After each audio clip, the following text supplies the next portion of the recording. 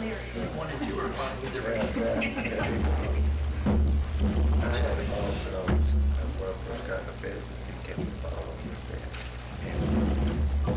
Neither of which got that.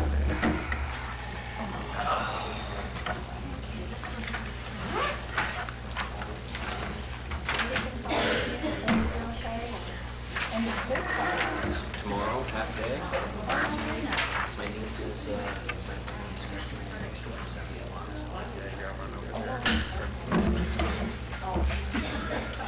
the fun ones. Yeah, that's.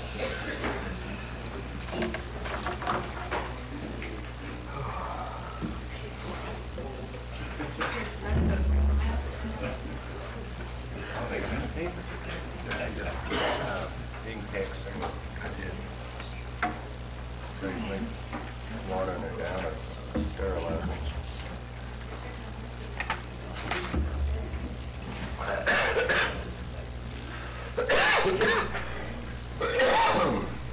Excuse me.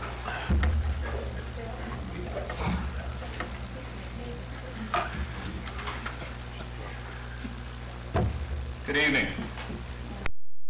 Call the regular meeting of the South Daytona City Council order. Today's date is Tuesday, May 22nd, now 6 o'clock. Roll call, Debbie, if you would, please. Vice Mayor Young. Here. Councilwoman Long. Here. Councilwoman O'Neill. Here. Councilman Shoner. Here. Mayor Hall.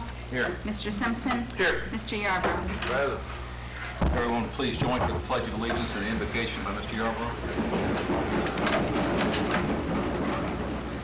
Pledge allegiance to the flag of the United States of America and to the republic for which it stands, one nation, under God, indivisible, with liberty and justice for all. Dear Heavenly Father, we come to you this evening and ask that you keep this city out of harm's way. We ask that you continue to bless it. We ask, dear Heavenly Father, you be with these elected officials as they deliberate for a better kingdom here on your earth. In thy name we pray. Amen.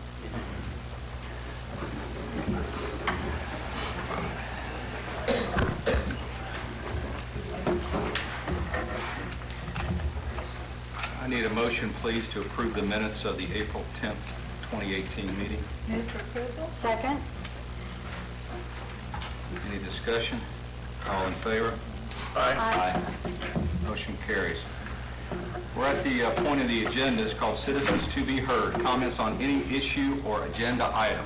This is your opportunity. If you have anything in the world you would like to speak about, I need you to come up, please, and approach the diocese or the podium here. State your name and address for the record, and tell us what's on your mind, sir. Hello, guys. My name is Joaquin de Souza. Yes, sir. I live in 557 Brook Circle in South Daytona. And I've been having a lot of trouble with my neighbor because when it rains really, really bad, you know, we have the issue to say, Mother Nature, but it's not Mother Nature. It's because my neighbor, it has all concrete in the backyard. And also, on the top of that, when they had that house, they made 2 floors. One sidewalk, in my side, in my line, right? And the other one on the other one. Before they got the house, it was gravel. I understand, gravel is not anymore, drainage, but it helps a lot when we said Mother Nature. We cannot go with Mother Nature. But if the drains are done, I don't have no reason to say, Mother Nature did that. And the water runs in my property. Years ago, because you said it, in normal, you don't fight your neighbors. You go along with the neighbors. Well, in my relation now, no. Because when you are good, they, like you give a finger, and they take the whole arm. That is what it is. And the city has been informed. The city had the issue to fix it. And what I see is 2 barrels with the water hoses to drain the water. And I think, I mean, if I used to blame Mother Nature, I can blame more faster the 2 barrels, I mean, irrigation barrels. I mean, for the first time I see that in my life. You know, and they don't have no plans to put that water. It's just to collect the raining water, but I was concerned, and now, I mean, it drains to 2 barrels. I mean, when it rains for the whole day, you know, and saturates, you know, the Florida land, you know, the water is going to run out. I mean, you know, there's no way to sip in. And our properties are higher. Is that when there's no reason, you know, I collect water in my property. My property, you know, I put a gravel years ago, not cement. And I mean, the level of the ground in there is still original. But they raised that much, you know, and it's side by side, you know. I mean, properties by property. They need to collect the water and by the pipe or a canal to collect that to the street. I didn't see that after all the years. And I told you, know, it will be fixed, you know, with 2 barrels. Thank you, sir. Okay. How can I expect him? How can you help me? Well, staff is here tonight. They've been made aware of it, so you're going to have to give them a few days to, Sure. a couple of weeks. Sure. Go out there and check it out. But the Public Works Director is here and the City Manager's here, so somebody will be out to take a look at it. Okay. You know, you can ask John. Okay. John has been in charge, Okay. you know, for the city decisions to do. But I mean, I think it's not fair. You know, these past rains, you know, it doesn't bother me because it's not enough to saturate the dirt, see, or the sand, you know. Even I have original sand, you know, I refuse to put black top in my yard. Original sugar sand. You can check. Okay. Somebody else See, will help you out. I sure you appreciate can it. check, you know, even my property is still original, but the neighbors, they claim because you know, it's 5 inches a roof I had, like the old owner did that to the owner of my house before I got it. Now they blame is my roof. Well, let's give us some that'll time. be the This is the first I've heard of it. Okay. So give us some time to check in. Sure. Okay? Okay, Thank you, sir. thank you. Thank you to listen to me. Yes, sir. Thank you. Anybody else in the audience that would like to speak?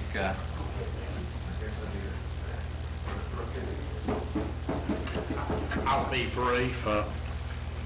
Good evening. I'm Jim Cameron, Senior Vice President of Government Relations, Daytona Regional Chamber, and I'd given some paperwork and everything to Joe, I mean just some flyers and everything, just wanted to make y'all aware of, and a couple of other things I believe we emailed to you also maybe, but wanted to invite you, if anybody from South Daytona would like to participate in our every other year, we take a inner city visit to somewhere, a light-type community, to discover and discuss their best practices, so to speak, as far as community development, some of the issues that they're dealing with as far as their community, try to bring those back. This year, though, we're going June 25th, 26th down to Pompano Beach, again, to look at some of those same type-like issues, though, try to bring back some of the ideas. One issue in particular that I want to find out about, though, and again, Mayor, appreciate all of your help as far as First Step Shelter in addressing the homeless and see how they deal with the homeless. I mean, because we're understanding that, cities throughout the state of Florida are dealing with this as well. But another program, I just had given one of our flyers, like I say, to Patty, and a program that we got coming up next month. We've got DEO, Department of Economic Opportunity, Sissy Proctor. She's going to be talking about numerous programs that department up there in Tallahassee has for employers and expansion of existing businesses and such. And then another flyer I'd given Joe is our Real Estate Values Forum. Some of y'all might have been to this before. This is one June the 1st that's when I believe the new property values are announced, and like I say, Larry Bartlett is going to be discussing and announcing what those new property values are going to look like for the coming fiscal year, which ought to give y'all some more insight as to what it's going to look like for, like I say, for what y'all have as far as budget and all coming, as for millage rates and things like that. So just wanted to stay in touch with you. Anything y'all need from our office, please call my cell phone. Thank you, sir. We appreciate it. Thank you so much. Ma'am, I saw your hand up. If you would like to come forward.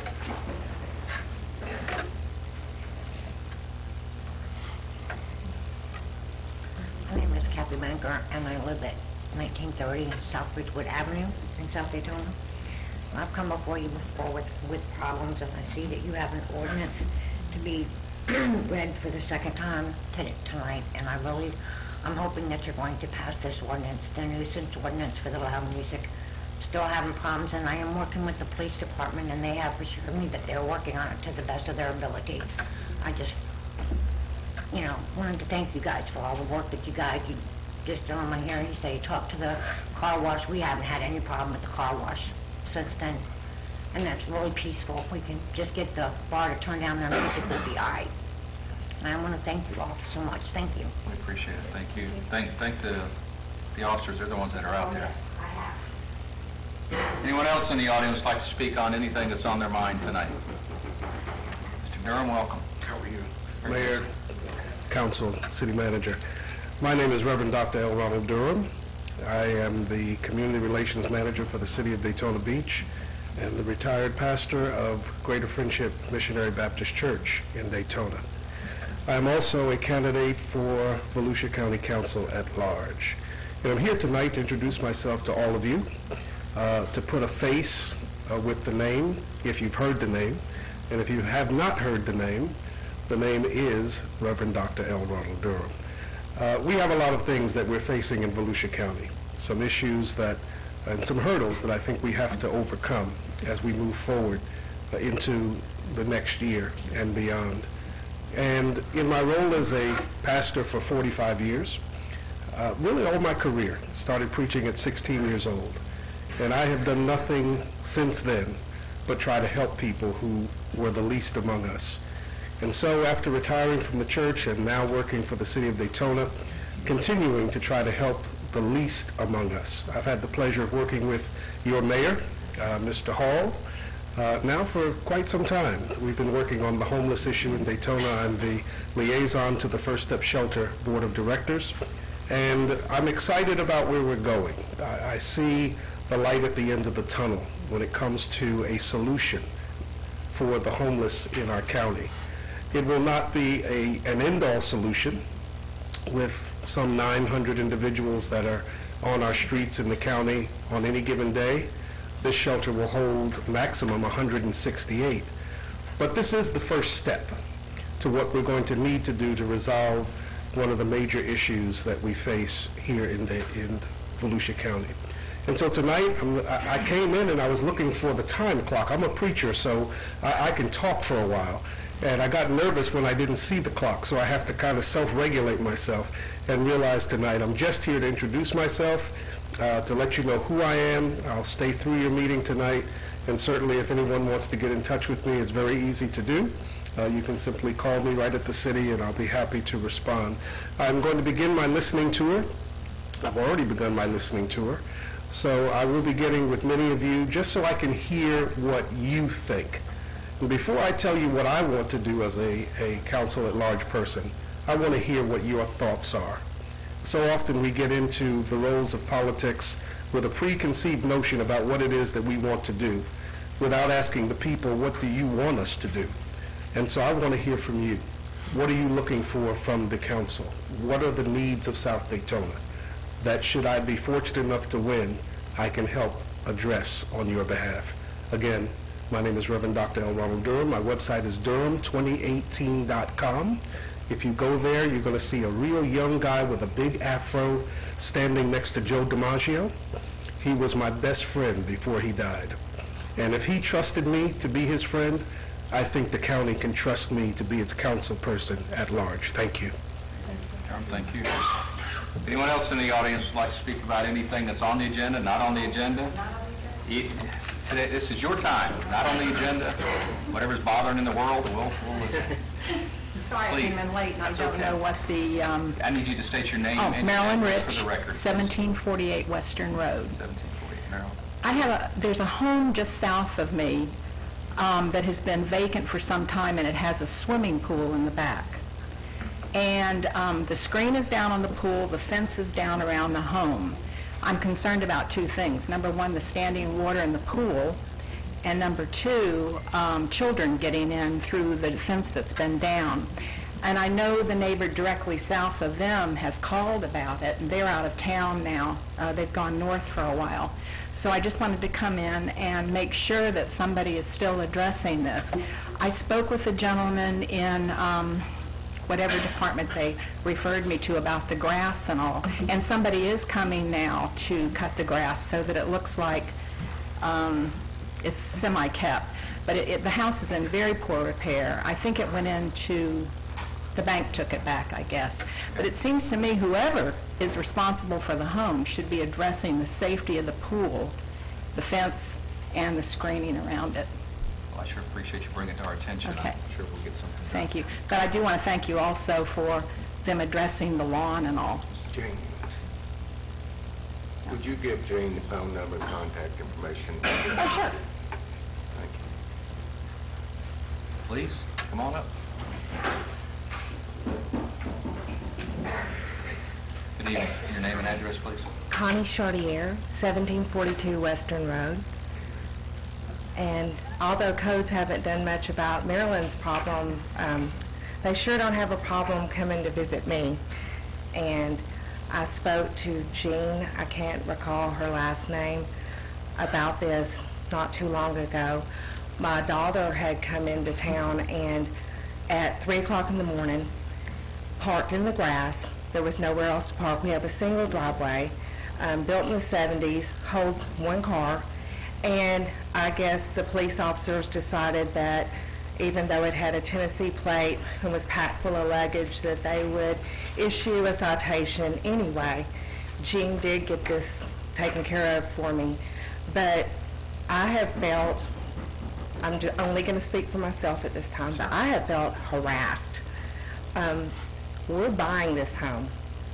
I mean, we're buying a mortgage, you know, and it's just, I understand that codes are here for a reason and that they wanted our property values to remain high, and I get that, but it's gotten to a level that's ridiculous, where they came by because there wasn't a car in my driveway and we were parked on the cartage, I don't know what they call it, the grass.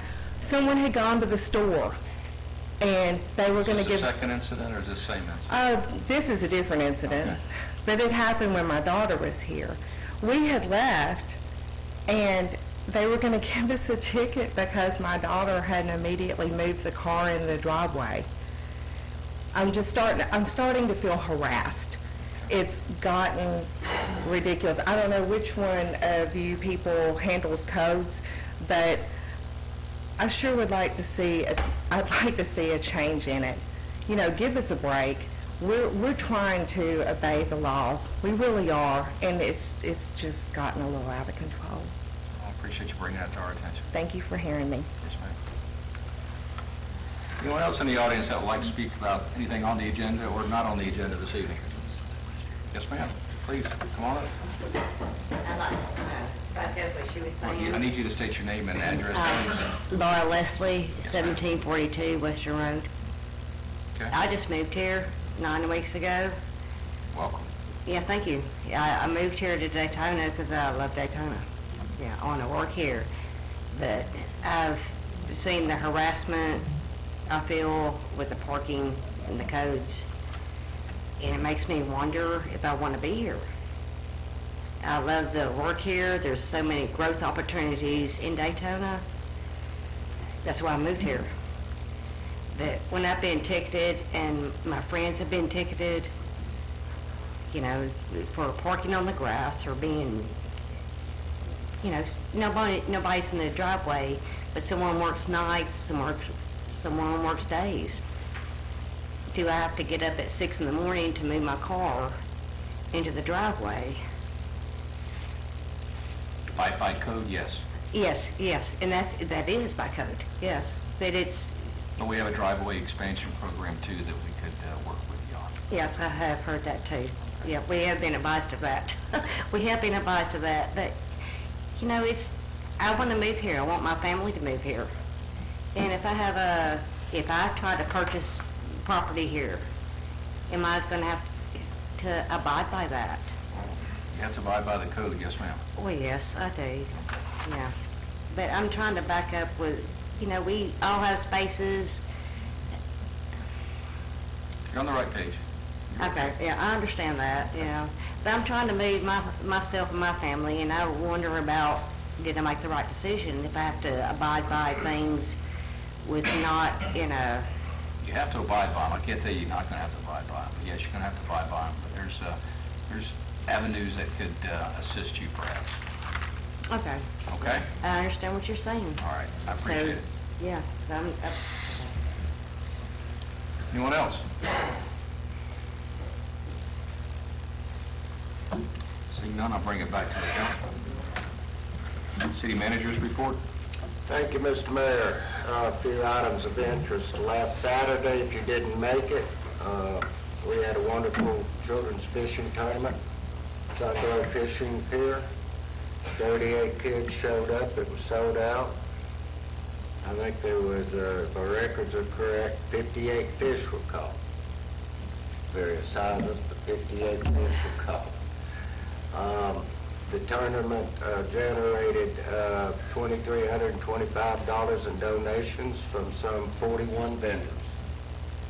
I'll get you a list of those vendors and a summary of it the chief provided me this evening. Matter of fact, I'll pass it around for you now. Great day, wasn't too hot, everybody laughed, had a lot of fun. Some good news. Yesterday I got word that we have received 99.9% of our funding back from FEMA in the state of Florida. Came in on the last $80,000 check. This was for a hurricane year before last. So we're at, what, 20 months later, we finally got our reimbursement. I think there's like $620 still outstanding. We have not to date received any money for Irma.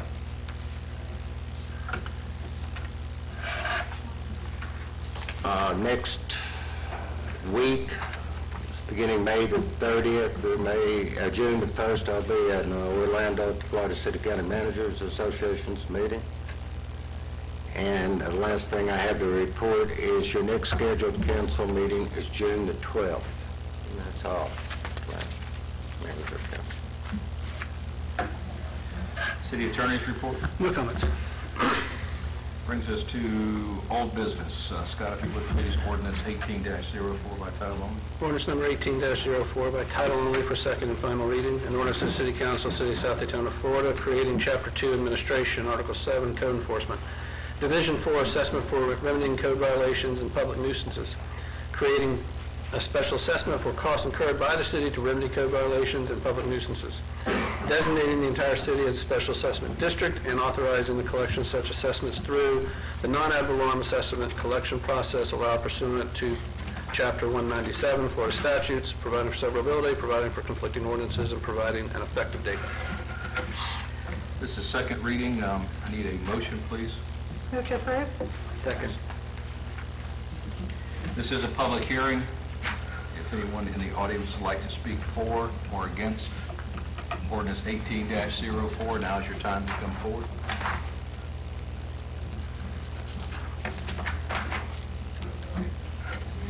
Please do.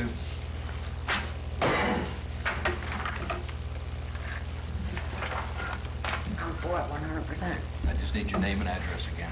Kathleen Banker, Thank you. 1930 South Ridgewood Avenue, Lot 6, South Daytona. I appreciate it. Thank you. Yes, ma'am. Mr. Yobo? Thank you, Mr. Mayor.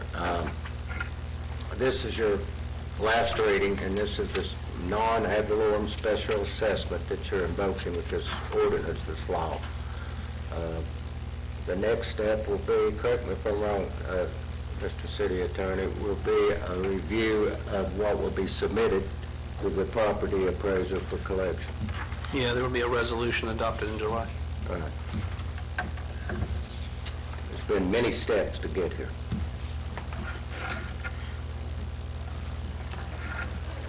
Bring it back to council. Any further comments? Seeing none, all in favor? Aye. Opposed, like sign. Motion carries. Now we're in new business, resolution 18-05. If you would, Scott, by title only.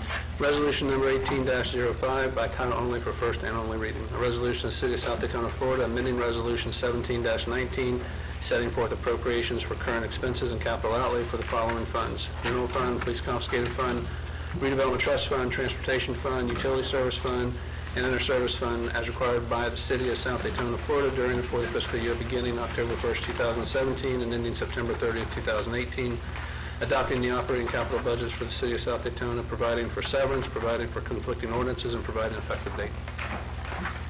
This is the, I'm sorry, I need a motion, please. Move for approval. Second. Mr. Yarborough. Briefly, what you're doing, it's about a month late, is doing a mid-year true-up for the budget you adopted that went into effect October the 1st. What this resolution identifies is about a $2 million shortfall in what was budgeted versus our projected expenditures. And the good news is, well, let me explain. $1 million of it is attributable, or a little over $1 million is attributable to a hurricane called Irma. We covered that expense with a bridge loan that you approved for 24 months. The rest of it has to do with just revenue in and revenue out. We got grants that were not identified. We spent some money from the tree fund. These were items that cumulatively add up, and we're catching them all now. Now, the good news is that the revenue's there without jeopardizing your goal to reach the 10% or better in reserves. That projection's intact. I think I've had an opportunity to sit down with all of you and answer your questions specifically, and I hope they've been satisfactorily addressed.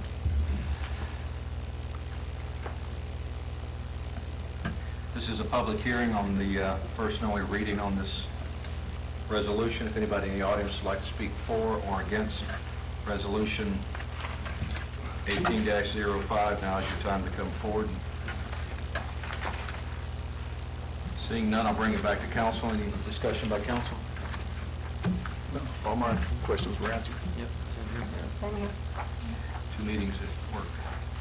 All in favor? Aye. Opposed, like sign. Motion carries. Scott, if you would please, ordinance 18-05. Ordinance number 18-05 by title only for first reading. An ordinance of the City of South Daytona, Florida, amending the official zoning map by changing the zoning of 3201 South Nova Road from light industrial to planned commercial development, PCD, providing for repeal of ordinances in conflict herewith, providing for severability, and providing an effective date. Need a motion, please? Second. Mr. Yarborough. I'm going to turn this over to your Community Development Director to give you the highlights of this proposal, or this request. Good evening, John Diller, Development Director. First of all, it's a zoning change. It's a light industrial area, and it's been used for a number of years for residuals treatment facility and also for a porta potty business. To give you a little history of what's happened, about a year ago, a little less than a year ago, we were receiving complaints about additional dirt being dragged out on the Nova Road in this area. And further investigation with our code officers found that they were actually running a construction and demolition sorting operation there, and they were having large trucks with roll-offs coming in and out of there. So that started the ball rolling on what needed to be done. First of all, that type of a C&D recycling operation is not even outlined in our code or in our zoning or anything else. So got together with the city attorney and decided that what we could do with this thing if we wanted to move forward with it and is to have it reviewed as a commercial, a planned commercial development, and we would get all the particulars of the planned commercial development and present it to the council and see if they want to move forward with it. It is a zoning change. It's going from light industrial to a PCD, so there will be 2 readings on this. And on top of that, we've got some preliminary site drawings, but there will also be a full site plan review, which will go to our review committee and in the process of moving this forward. Now, if you're not familiar with the site, this is the ball field in Reed Canal, and this is Reed Canal Lake. Just up north of here is basically where Reed Canal Road is. It's located, this is the south city limits of South Daytona. This is a mobile home park that's actually part of the county right now. And the property we're talking about is actually 2 parcels. It's the north and the south parcel. And it sits right here, and it's back behind. This area is business general commercial. This is business heavy commercial. I believe there's an upholstery business there. And then the operation, which is Godawa Septic, they have septic service, they have a residual treatment facility, and they also have porta potties. They're all back here right now. The proposed sorting is, and for y'all that aren't familiar with construction, it's typically when you demolish a house, and so you've got concrete, you've got wood, and you've got steel. They're the main things, rebar and stuff like that. The main 3 products that you end up with in these roll-offs. And what they do is they put them all in a large roll-off, and they bring them to this site.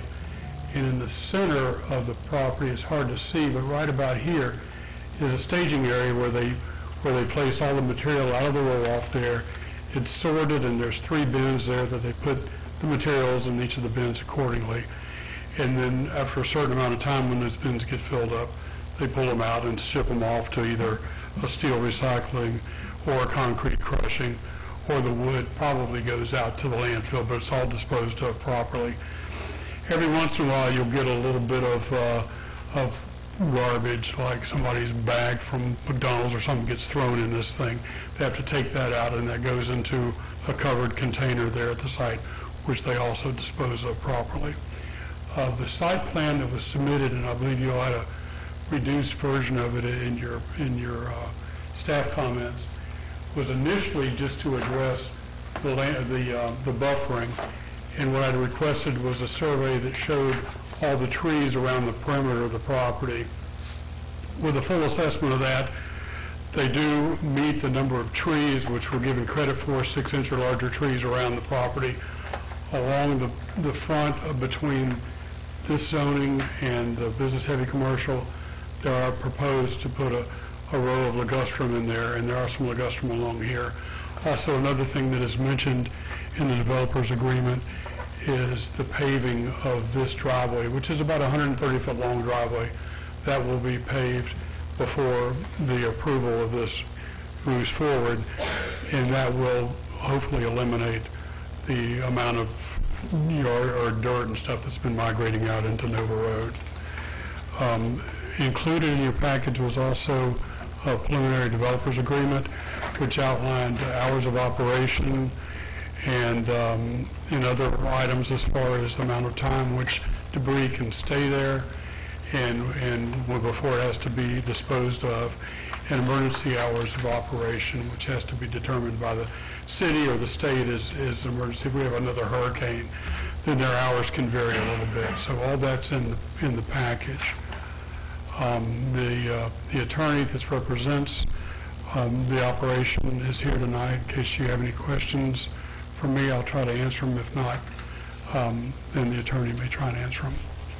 Any questions? Let me add a couple of things. One thing that was left off is that this is using both parcels as the PCD.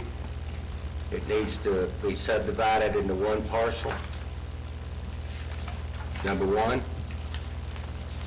If you're going to approve it, I would recommend that. Number two... It's not subdivided. I beg your pardon? It's not subdivided. Subdivided takes one and a two. You mean combined together? Be subdivided, how's that? Better. Is that better? We always call it subdivided by dropping it. To me, that's a subdivision as well, but that's Tennessee. Thanks, Scott. Anyway, the property line, in order to have one parcel there. You've got, and to kind of I think explain. that what we want to see is a site plan that shows what it is rather than a landscape plan. And I want you to know this operated illegally and is still subject to being shut down or fined starting in September. And if we hadn't found the dirt in the road, I don't know if it could have kept operating or not. And that's all your manager's comment. As Mr. Yarborough was talking, and the site plan review will come later. The paved driveway is one of the requirements that it was placed in there. Combining the lots, I've discussed that with the property owner's attorney, and we are moving forward with the combination of those two lots. What happens is with this PDD, we've got a buffer requirement on the outside of it, and if the two lots aren't combined, then I guess they could be separated and sold separately, and then it would not keep the integrity of the buffering. Well, it's still subject to the PCD agreement, no different than when we had Hollow's property over there as part of that condo. Mm-hmm. We couldn't allow it to be sold off because it would adversely impact the PCD, so practically they could not sell this off. So it would have to go through a rezoning that would, in essence, violate the remainder of it. So combined together is fine, but it was, both lots are subject to the PCD and the zoning, so they couldn't sell it off and do anything different. And the hours of operation we talked about and the buffering requirements are outlined in the staff comments, and we'll make sure that all those are adhered to. I have a question. Yes, sir. When I'm going through this, so reading in the staff's comments, we're talking about the operational requirements, the metal concrete 3 weeks, the other materials 1 week, looking at bullet point C. And I assume that's part of our concern, is getting into how they're storing this non-construction debris. Mm-hmm. We actually don't want to store it there. We want it in and out, and so it doesn't become a storage. Now, that's the maximum time frame. If they're moving it like they have been, it's going to turn over. Correct. And I mean, I did an aerial view, and I'm looking at a little different photograph, I guess, Apple versus what you have. I mean, I see it. It's stored there and those things. I guess my question, when you look at the PCD and you're looking at enforcement and compliance, I guess maybe what I'm getting at is, first of all, this isn't going to be like when you're parking a car in a 15-minute thing where an officer comes in and stripes your tire and kind of, we're not going to be checking a week and 3 weeks and all those kinds of things. So what is the plan around that, and then what is the actual enforcement and penalty in layman's terms of this thing? The enforcement penalty would be through code enforcement. That's what I figured. Violation of zoning. What are we looking at possible at fines? Well, it starts... Is it enough to adjust behaviors? What are they? It would start with $250 a day, up to $250 a day fine for code enforcement, and then from there we can always go. The next step is to go to court for injunctive relief or something like that. The enforcement we speak in there about under compliance about how they're paying for all that. Yeah. And then the enforcement part of it, no, I wouldn't anticipate where they're marking every piece of aluminum to say, it's been there so many days. But it's there in the event. The main concern is, at least from my standpoint, is you don't want this becoming a dump. You don't want it to become a C&D facility, a clink landfill evolution type thing. So we have requirements in there that this material comes in and it goes out within a certain period of time, so that if we start seeing accumulation, we do have that where we have to go in and start monitoring. Yes, I agree monitoring is going to be difficult, but you can do it. But it's there in the event we start seeing an accumulation of debris. We can go to them and say, you can't accumulate here because, see, this says you got to have it out in so many days. And so it's an enforcement issue, but that's the protection to make sure it doesn't evolve into some type of junkyard. speaking for me, when we have things on the agenda, I know there's a couple things that we start talking about that have not been into compliance, that becomes a concern. Then how is it practical? Because again, we only have limited staff, only have time to go around and do certain things. I just want to know what the practicality of all this is. Well, and like Scott was referring to, this is C&D material, so it's pretty inert. There's not going to create any odor problems if it's there too long or anything else. It's just a mechanism to say, hey, you know, we were by there the other day and it looks like they're stored more on site than they should, and we have a mechanism to make sure that it moves. Kind of the same way we found out that this was going Disposal on. of the property. Someone complains that there's dirt in the road. Well, that prompted us to look into it and track back the dirt. Well, they're actually doing something that was not, they weren't licensed and permitted to do, that caused the dirt to be there. So that's how that particular situation got found. And I assume through awareness on both parts, the owner and the city now, you should have adjusted behaviors, for choice of a better word. All right. Done. Well, I have the same concerns. I mean, this thing can get away from you real quick, you know, so if it's monitored, and hopefully we have enough time to go in there and check on it occasionally. That's my main concern. But I have a question on the site, on this drawing. This is not a site plan. It's far from a site plan. But where the driveway's indicated there, you know, inside the site. Okay, this area right in here? Yeah, Yes. all of those indicated driveways, is that dirt? That's all compacted dirt, yes. It's all compacted. Okay, so the driveway that's outlined, that's not. The driveway we're talking about paving is the 130 feet, basically the last strip all the way out to Nova. It gives an opportunity for the dirt to get off trucks. They do have a broom that, you know, on the front of the skid steer that they can clean that out with. And they've been doing a fairly decent job. We just have to make sure that they maintain that properly. Okay, so that's just the traveled way, excuse me, traveled way in there. So there's going to be, during wet conditions, there's going to be quite a bit of that. Well, there could be. We're hoping 130 feet will give it a chance to get most of it off. Like I said, they've been operating it for at least a year. And the majority of it, you're right, is during wetter conditions and they drag it out on the street. But then again, that whole drive all the way out to Nova is dirt right now.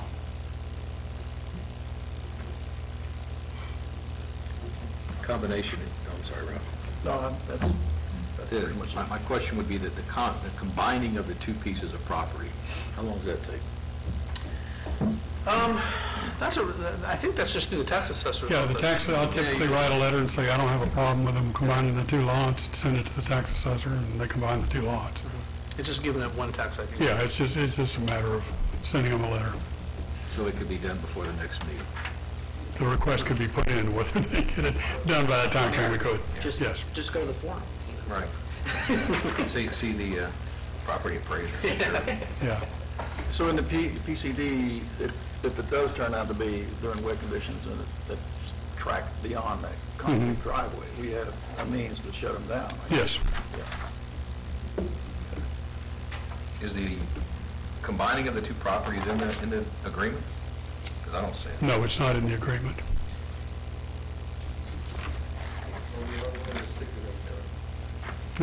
Yeah, we can add it in, or they can stipulate that. Your name, sir? Joey Posey, 420 South Nova, attorney for the owners, and we also have one of the sons of the owners who are here to help out with any questions. But yeah, I know this isn't a public hearing, but I can address some of these questions I'm hearing very quickly if you'd like, and specifically the lot combination. That's something. Now that we're on record here, I'm willing to stipulate too that I'm happy to do that filing, and right when I get back to the office, if you'd like. But it's closed. Yeah, it's closed, and there's obviously no guarantee that this rezoning will go through either.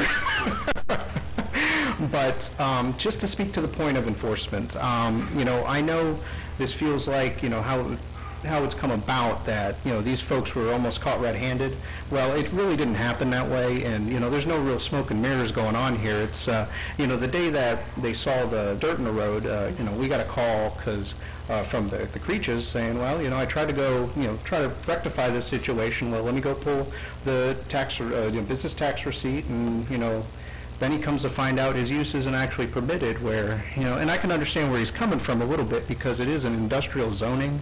So you kind of imagine, well, if I'm in industrial, I would think C&D transportation would fall into that purview, but, that's definitely something for, buyer beware on that part.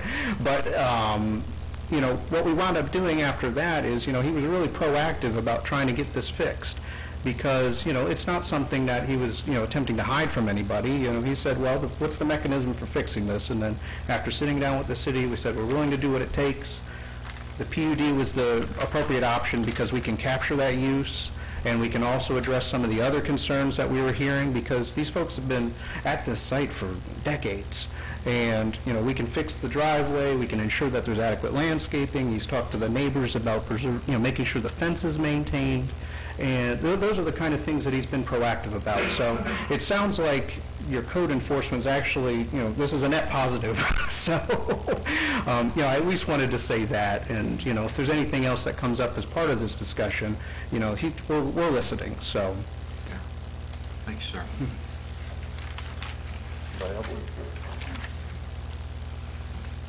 I guess I was going to say that, yes, I know the company is reliable, good reputation, and that I think, we'll just see, and I know they'll make insurances that 130 feet of that driveway will be enough to make sure that the dirty wheels don't get, the mud doesn't get out on the street. And I guess we'll just make sure that that is done, or hope that they will. Because as you said, if they do break that rule and dirt continues to get out in the street, then they could get shut down. So I don't know whether it's brushes or hose or whatever, but...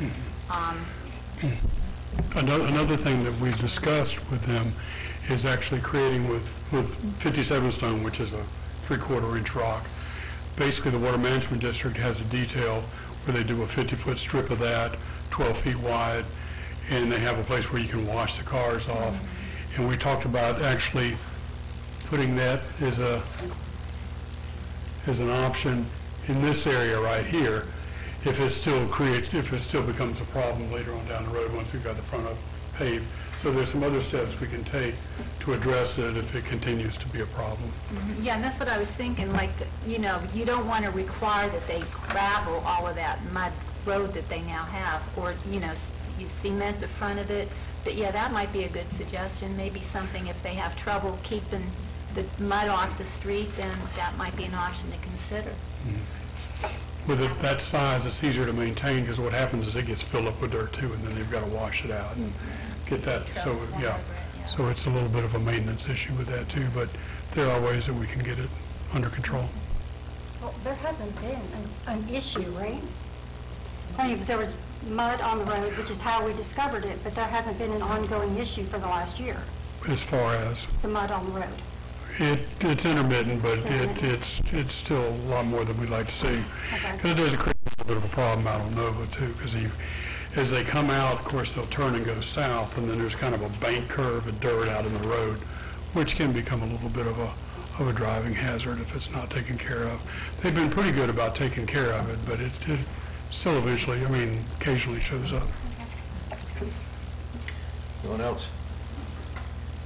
This is first reading, so we'll get another bite at this, right? All in favor? Aye. Aye. Any opposed? Motion carries. If you would, please, ordinance 18-06. Ordinance number 18-06 by title only for first reading. An ordinance to the City of South Daytona, Florida, amending the city's comprehensive plan by amending the conservation element, the recreation open space element, the public school facilities element, and the population projections of the city of the South Daytona Comprehensive Plan to include revisions recommended by the 2017 South Daytona Comprehensive Plan Evaluation and Appraisal Review, authorizing transmittal, providing for conflicting ordinances, severability, codification, and an effective date. Need a motion, please? Move to approve. Second. Mr. Yarborough. You're looking at a comp plan amendment. I'll let John walk you through it real quick. Okay. Our comprehensive 11 elements to it, and of those 11 elements, the state requires on a cycle, I think it's 10 years, to review those elements and make sure they're still current, make sure that the dates, the projections for population are all current. Now, what we've done with these are updates on it. We've changed some of the information. I gave you some highlights, I guess, in your staff comments about the changes we made in it. Some of them are as simple as projecting the population out for another 10 years and revising them to meet a more realistic projection. Last time we did these, I wasn't here, and they were looking at the state of Florida probably doubling in population within 10 years. It never happened, and we had the recession, and it's revised all those population numbers back to where it'll be a few more years before we even get back to where we were in 2005. So it changed those projections. Other ones, the requirements as far as going through this process and what has to be included in it, I think the school element was probably the hardest hit, because we had so much information in there that was included in the school board's comprehensive plan and is available on their site. And I guess Tallahassee was concerned that it wouldn't be updated properly, it wouldn't reflect what the latest was. So they just said, take it all out of the local jurisdictional comp plans, leave it in the school comp plan, and that way everybody knew where to find it. So basically, it's a number of the easier ones to address. The process goes, if this is a transmittal ordinance, if you feel we transmit it up to Tallahassee, they will review what we've sent, they will send comments back to us, we will make the modifications, it will come back to this board for a second shot at it, and a second transmittal to Tallahassee, and then we'll be done with it. We are also, at this time, working on the remaining elements. We will bring those back, or we'll bring those initially to you in the next couple of months and get those in the cycle too. So hopefully, by the end of this fiscal year, we'll have them all taken care of. Mr. Mayor, if I may, it's a two-part. This is part one. There are what I consider substantive changes to your comp plan with these elements. It's more housekeeping than anything. It needs to be done. And as most of you are aware,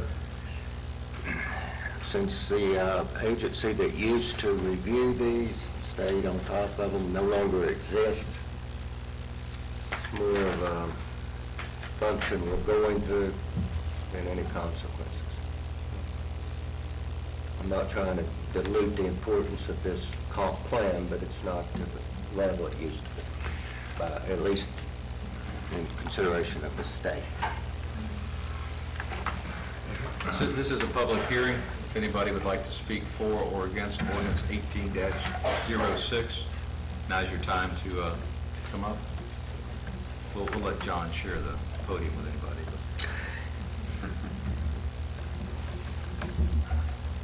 Seeing none, I'll bring it back to council. Anybody? All in favor? Aye.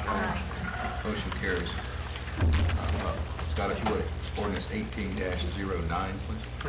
John, if I do read this one, I'll take care of this one. Okay. Ordinance number 18-09 by title only for first reading.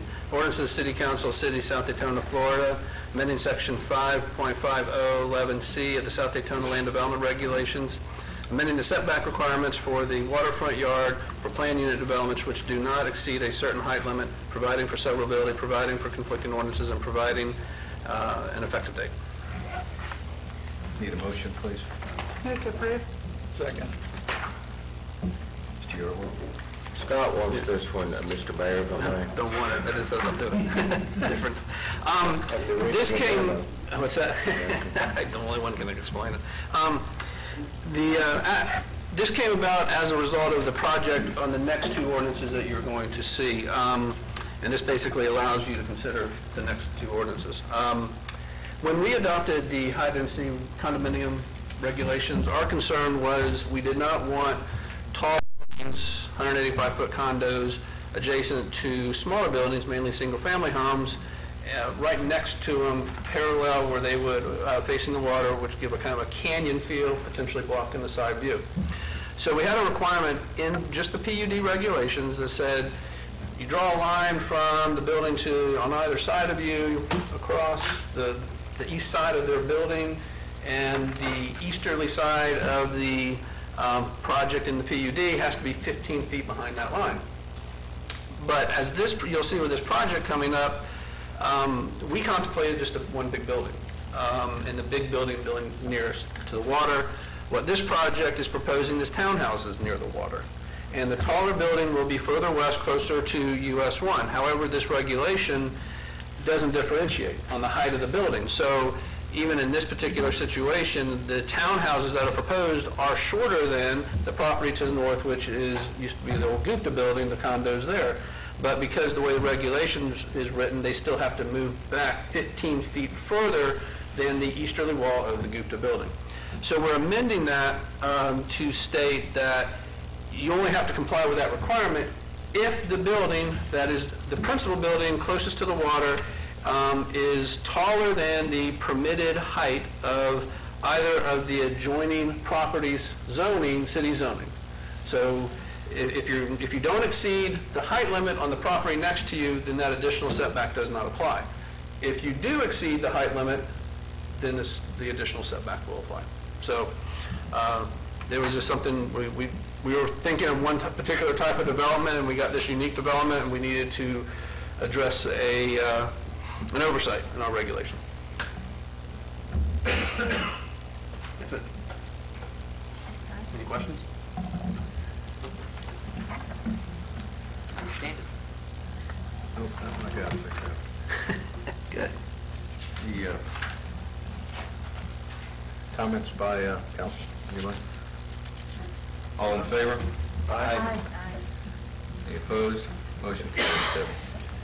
So if you would, 18-07. I'm going to go ahead and do both.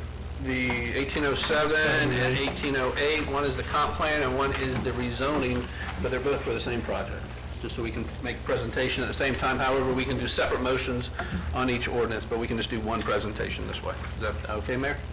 Sure. Ordinance number 18-07 by title only for first reading. An ordinance of the City of South Daytona, Florida, making a small-scale amendment to the future land use map of the city's comprehensive plan by changing the land use designation of the following address on South Ridgewood Avenue from mixed-use 1 to residential high-density 4, i.e. 3151 and 3255 South Ridgewood Avenue, and the following addresses: 3228, 3229, 3241, 3245, 3251 South Palmetto Circle, and 106 Murray Way, a combined total of approximately 6.2 acres, providing for repeal of ordinances in conflict herewith, providing for severability, and providing an effective date.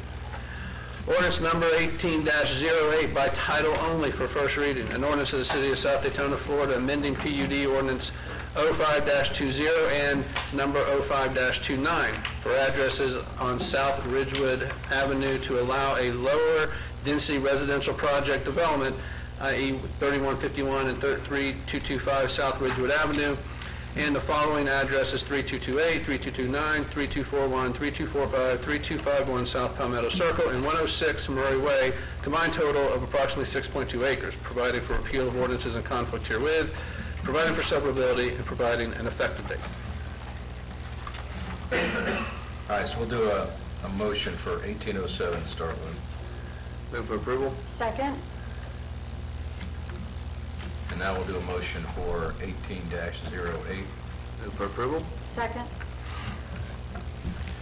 Mr. Yarborough? What you're doing here is you're changing, the first item is, you're changing your land use map, which you have to do, to accommodate this project on the zoning issue.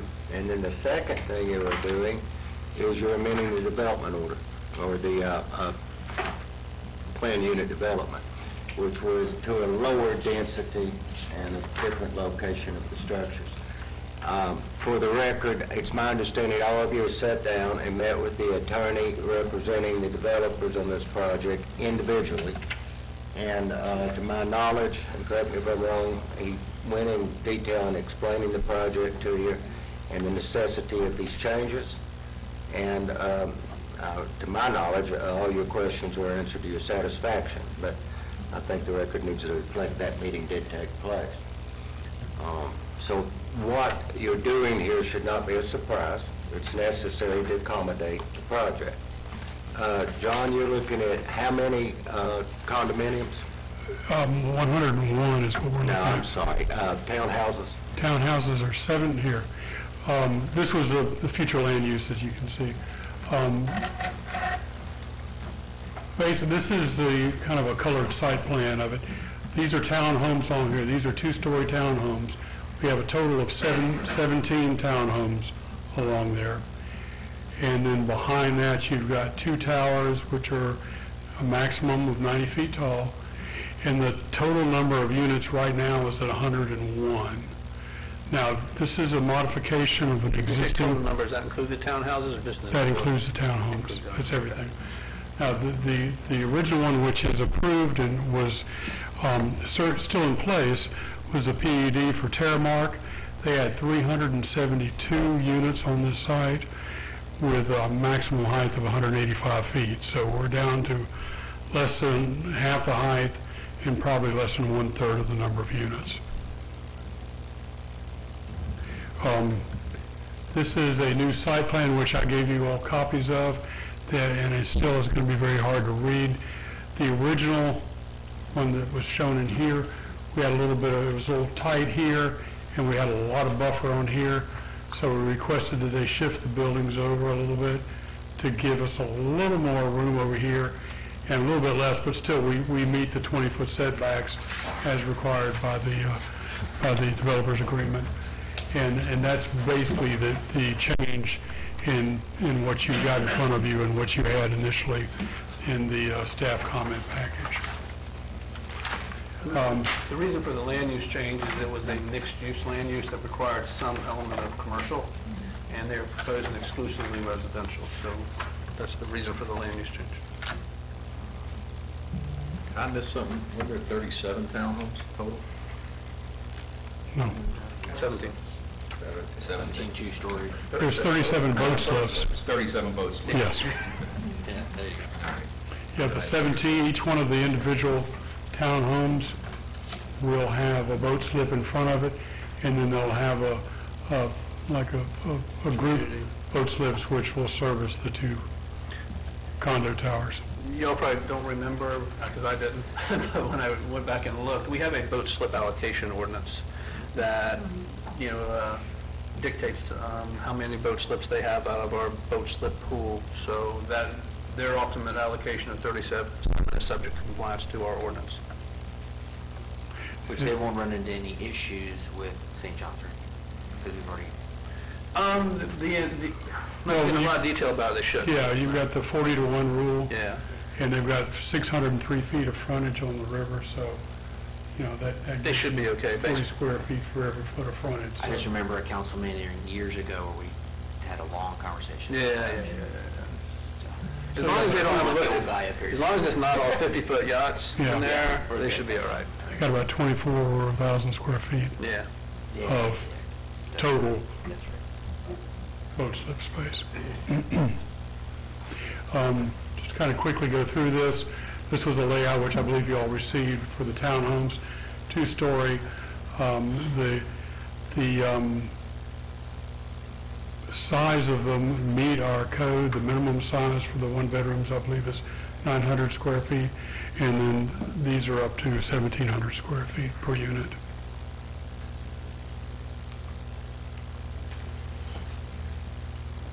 And that's an increase over what our current development order says.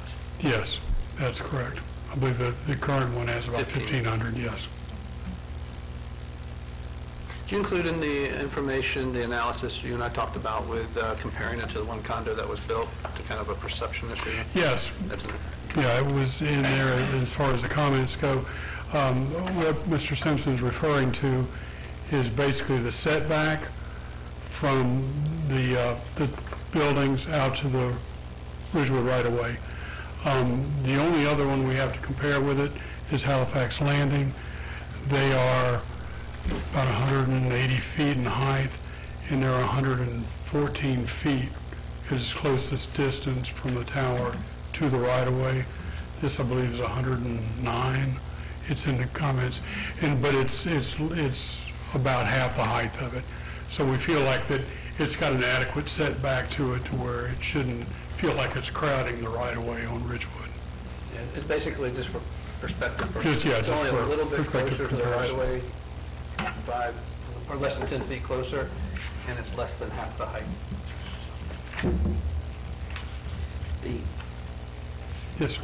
The condo to the north of it, Yes. if I'm looking at this and looking at an aerial view and seeing how things are going to lay out, my guess is the condos are going to set a little east of the commercial strip mall, and the townhomes will sit just east of the condo. They probably won't line up, correct? I mean, that's kind of how. I think it's going to be fairly close. We didn't have a comparison at this time, but just from projecting the line between the north or the southeast corner of the apartments to the north and the condos, or the condos to the north and south, it's pretty close. The 15-foot setback kind of hurts them a little bit, but I think the pure projection across there is not too bad. I'm just trying to think after that matters one way or the other from a approval standpoint. But And you got some pretty heavy vegetation there on the north side too. Exactly, They can see through it anyway. Yeah, okay. And the dentist office is actually Port Orange, right? No, the dentist office is part of the South Daytona. Okay. Our city limits, if you took this corner and projected it straight out to Ridgewood, that's our city limits line. The dentist office is right here, and right behind it is a duplex, I believe, rental duplex. Oh, that's right. And then, They didn't. And then the townhomes in Port Orange, they're right. Yes, Yeah. they're right. Now, we're vacating a portion of Murray Way, but there's more than adequate easement for ingress egress for both of those properties.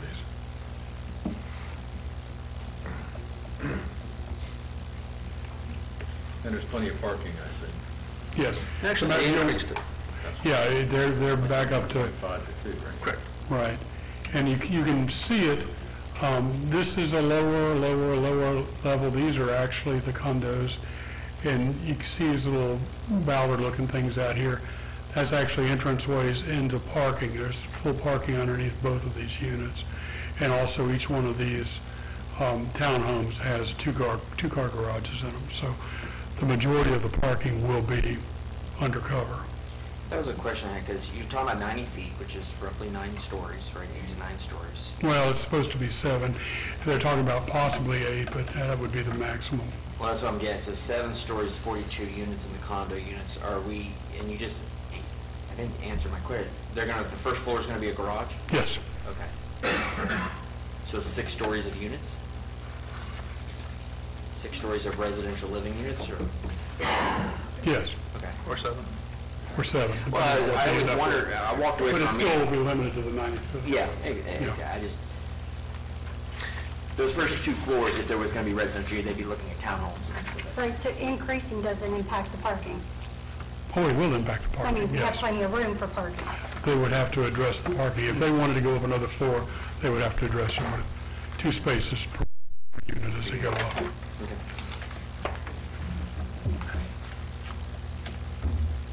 Anybody else? Well, and I would encourage them to leave it as it is, the parking lot and then the 6 stories, I think that's adequate for the site. And John, you feel that there's enough buffer between the properties, like a 6-foot-high masonry wall, north and south, and then, now, it says a 4-foot-high stuccoed wall constructed out towards the Halifax River, so. That's part of our code requirements. You don't want to restrict river view.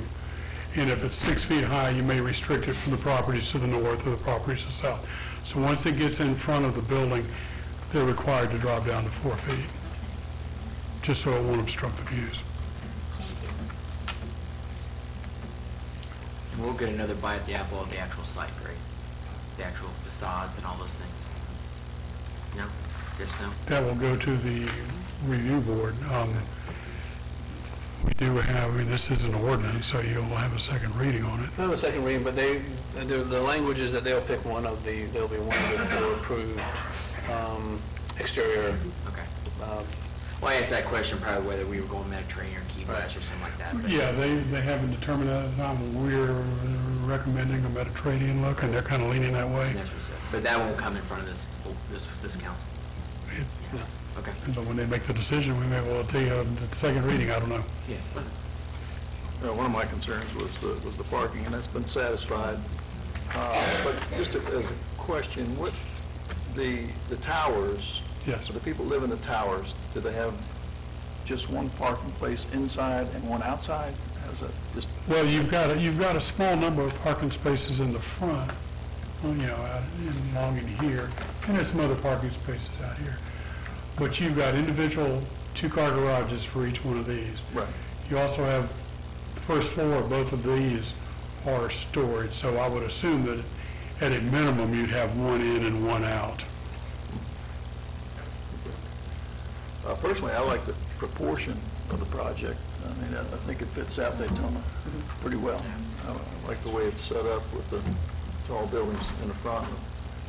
It's much less dense than what it was originally approved to be, and the numbers work, and the developer is very comfortable with moving forward with this. Now, one thing he does that I've not seen before is they don't do pre-sales. They basically build it and then sell them. So we won't have a year delay from the time this is approved. They'll actually start construction, probably break ground once they get all the plans put together and all the approvals, probably about the first part of next year. But then they will do the construction and sales. Actually building anything is something we really haven't seen. Yeah, I was Encouraged, especially when they do it. Well, the ground might actually be dry by then, actually.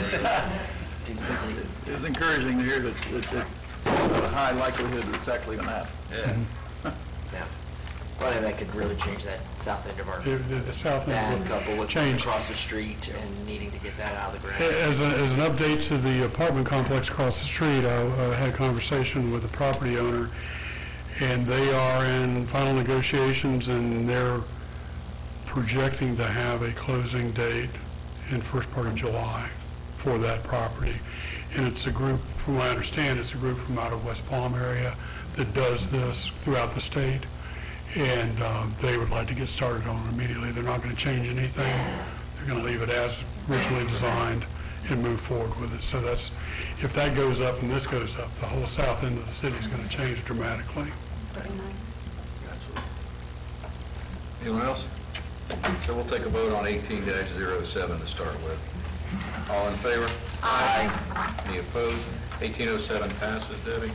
And now we'll take a vote on 18-08. All in favor? Aye. Any opposed? Motion carries. Scott, if you would, resolution number 18-10, please. Resolution number 18-10 by title only for first and only reading. The City of South Daytona, Florida, authorizing the city manager or his designee to apply for a Florida Department of Economic Opportunity and Community Planning Technical Assistance Grant for the design of the Reed Canal Road Shared Use Path Project, providing for repeal of resolutions in conflict herewith, providing for severability, providing an effective date. I need a motion, please. Move to approve. Second? Okay. Sheriff, yes, please. We are in line for a grant to do the design work of the Keller Leeward sidewalk over Reed Canal. It comes with a 10% match, which shouldn't take your breath, except the design work's $740,000. So we got locally figure out how to come up with $74,000.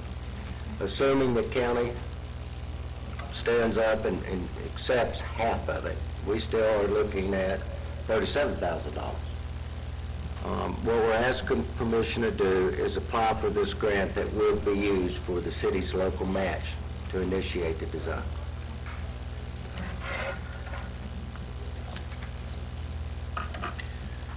Any discussion? This is first and only reading. Seeing none, all in favor? Aye. Aye. Any opposed? Motion carries. Scott, if you would, 18-11, please. Resolution number 18-11 by title only for first and only reading. A resolution of the City of South Daytona, Florida, authorizing the city manager or his designee to utilize our fiscal year 2018-2019 Community Development Block Grant funds for the septic to sewer conversion project and to make a donation to Hope Place to defray insurance costs, providing for repeal of resolutions in conflict herewith, providing for severability, and providing an effective date. I need a motion, please. Move to approve? Second. Mr. Yarborough. We have about $111,000 in past and present or future CDBG funds that could be expended. If you remember last year, your owner Edward donated about $10,000 to Hope Place. We finally narrowed that down to where it goes toward their insurance. So it's something that's tangible, doesn't have to be audited, doesn't have to be in compliance with HUD. To the level, we have to verify that it was spent for insurance. So that leaves us with about $100,000 left, and we're asking to let us notify the county we want to use it toward the septic to sewer project.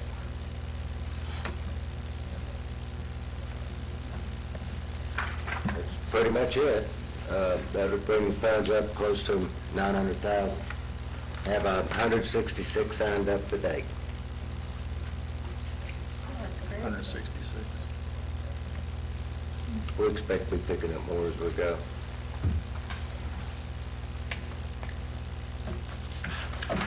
Anyone else? I think it's, if we can get it, it's great. It will be, absolutely. Awesome. All in favor? Aye. Any opposed? Motion carries. Scott, if you would, please, Resolution 18-12. Resolution number 18-12 by title only for first and only reading, a resolution of the City of South Daytona, Florida, approving a State of Florida Department of Environmental Protection Standard Grant Agreement for our septic to sewer conversion project and authorizing the city manager to execute said agreement, providing for repeal of resolutions in conflict herewith, providing for repeal of resolutions in conflict herewith, I have to say it twice, providing for severability and providing an effective date. Move for approval. Second? Maybe you should motion it twice. If you recall, before the last legislative session, we got a $500,000 appropriations being administered by the Department of Environmental Protection of the state of Florida, and they want an agreement. That's what you're authorizing us to execute. Of course, that is the basis for the septic to sewer, picked up $280,000, I think, more with the with St. John's, and then we just appropriated another $100,000. So we're there. If you approve this agreement. This is first and only reading. Any other comments? Yay. All in favor? Aye. Motion carries. All right, page 3. Consideration of a special exception to allow a special use for school property located at 960 Brewster Road, South Daytona. Public hearing. Looks like it passed the LDRB unanimously on April the 16th, 2018. Mr. Mayor, if I may, I'd like to ask our community development to bring you up to speed. Community Director John Dillard to bring you up to speed. Disclosures. Ex parte disclosures. Oh, right, I do. Does anybody have any ex parte disclosures on this? I do. I need to, I had a conversation with Mike Wood, who's representing Mike, and I know each other from years ago when we went through Leadership Daytona, class of 30, best class ever, right? So there you go. But he had called me to ask, just give me a little bit of information about the thing and really more of our decorum of our council, kind of how we handle things, and I recommended that he just come to the council meeting tonight and share the thoughts. Okay, John. This, some history to it. Back in 2005, my predecessor with council had it as a Montessori school, and it was basically for preschool age children. Now, the way our code is written is there's two separate criteria for that type of a school and for a private school, which is what this has morphed into. About 2 years ago, it was converted to a special needs school. We initially weren't aware of it. When we became aware of it, it obviously became an issue because of the difference in requirements. So we have been working, trying to come with some type of a way of bringing this back up to full compliance. The site is one of the issues with it. This is the main building that's there. This was a little portable type building that was built in the back there. The site only has parking for, I believe, 8 spaces in here, and has a little bit of a circular drive in the front for drop-off. They've got a playground area in the back. It is bordered by a 6-foot-high privacy fence, wooden privacy fence, and some vegetation. The new requirements for the private school require some buffering, and with a fence or wall, they can drop this buffering down to 20 feet from the playground area, and it's down to 10 feet behind or actually it's down to no setback for the school itself, and then back up to 20 feet for the parking area. And that's to help ensure that the noise that's generated in these 2 areas won't migrate into the adjacent neighbor's property.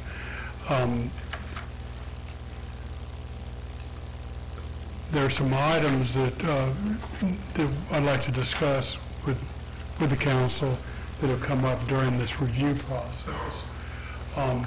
The way our code currently reads is the buffer between this type of a land use and residential, it says can either be a wall or a wood fence. It's currently a wooden fence that's out there. It's 6-foot-high wooden fence. According to adjacent property owners to the east and northeast of them, it does nothing to attenuate the noise that comes from the playground area. They all came to the LDRB for discussion of this, the Land Development Regulation Board. We discussed it. The staff comments were to have that actually be replaced with a masonry wall. They chose to approve it without it. Staff still recommend that it be a masonry wall, or we won't get any attenuation from the noise itself that's generated in the back. The number of students is set by a state code, and it currently is at 65 occupants. And the reason that's important is that it lends into the parking requirements, which is another issue that is a little concerning. If you take they are outlined in the code for a private school, the requirements are you to have 1 space for every 5 students and 1 space for every teacher. Assuming that we have 57 students or 50, let's say we got 56 students and 9 teachers, then we end up with a requirement of 20 spaces using this. Now, we do realize that the students that attend this school are special needs, and I don't believe any of them drive. And so we took a look at what we would require for other establishments of a similar type within the city, and we have one on Bevel Road, and we allowed them to go down to 1 space for every 10 students and 1 space for every teacher. So that would, the staff recommendations is they would require to have 14 spaces. And since it is a commercial project, initially it was and allowed to be in existence with a shopping area that needs to be brought up to which all off-street parking needs to be paved. But the staff is willing to give them 24 months to comply with that, since that was an issue that initially wasn't brought up, but became apparent when we were reviewing it. They are proposing on the site plan, which we showed initially, is having 8 spaces of parking. I think there's 7 spaces and a handicap. But even with the reduced recommendation from staff down to the 14 spaces, they only have 8, so they need to find an additional 6 spaces on the property. So what we're looking at is basically trying to replace the existing wood fence with a masonry wall, 6-foot-high masonry wall, to attenuate noise, and also to provide more parking in the front, and to eventually provide hard surface for that parking. The attorney for the property owner and business, I believe is for the property owners here this evening, Mr. Woods from Copco. And at this point, I'll try and answer any questions y'all may have. John, are we going to Yes. require that the circular drive be paved as well? Yes, all that would have to be paved, that's correct. Do they have room for the extra parking? They have some room, the dimensions on the circular drive, they got some area in here. They've got room to put additional parking in there. They may have to spur it off of this drive-through, but I believe they do have the room for the additional parking.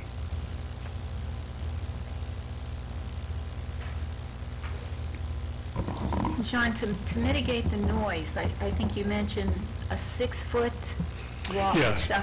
Yes. brick wall or stucco wall. Do you think 8 feet would be more effective, or would that be requiring too much as far Well, as the it wouldn't noise? be requiring too much. They would, I mean, I'd get a variance on that because our code only allows for 6-foot high fences. Obviously, you all could direct something higher than that. But the reason we recommended 6 is because per our wall and fence code stuff, that's the highest we can go without a variance. And that would be more effective than the wood fence now anyway. Well, we have been getting complaints on the noise and the fence is existing, so it obviously is not attenuating well.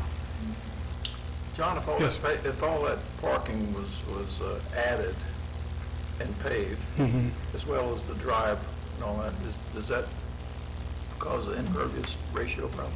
Or did you look at that? They could do it with pervious pavers. I mean, there's some other options we can do with it. Water Management District allows up to 4,000 square feet of impervious area subject to traffic without a permit. So there are some things we can work with them.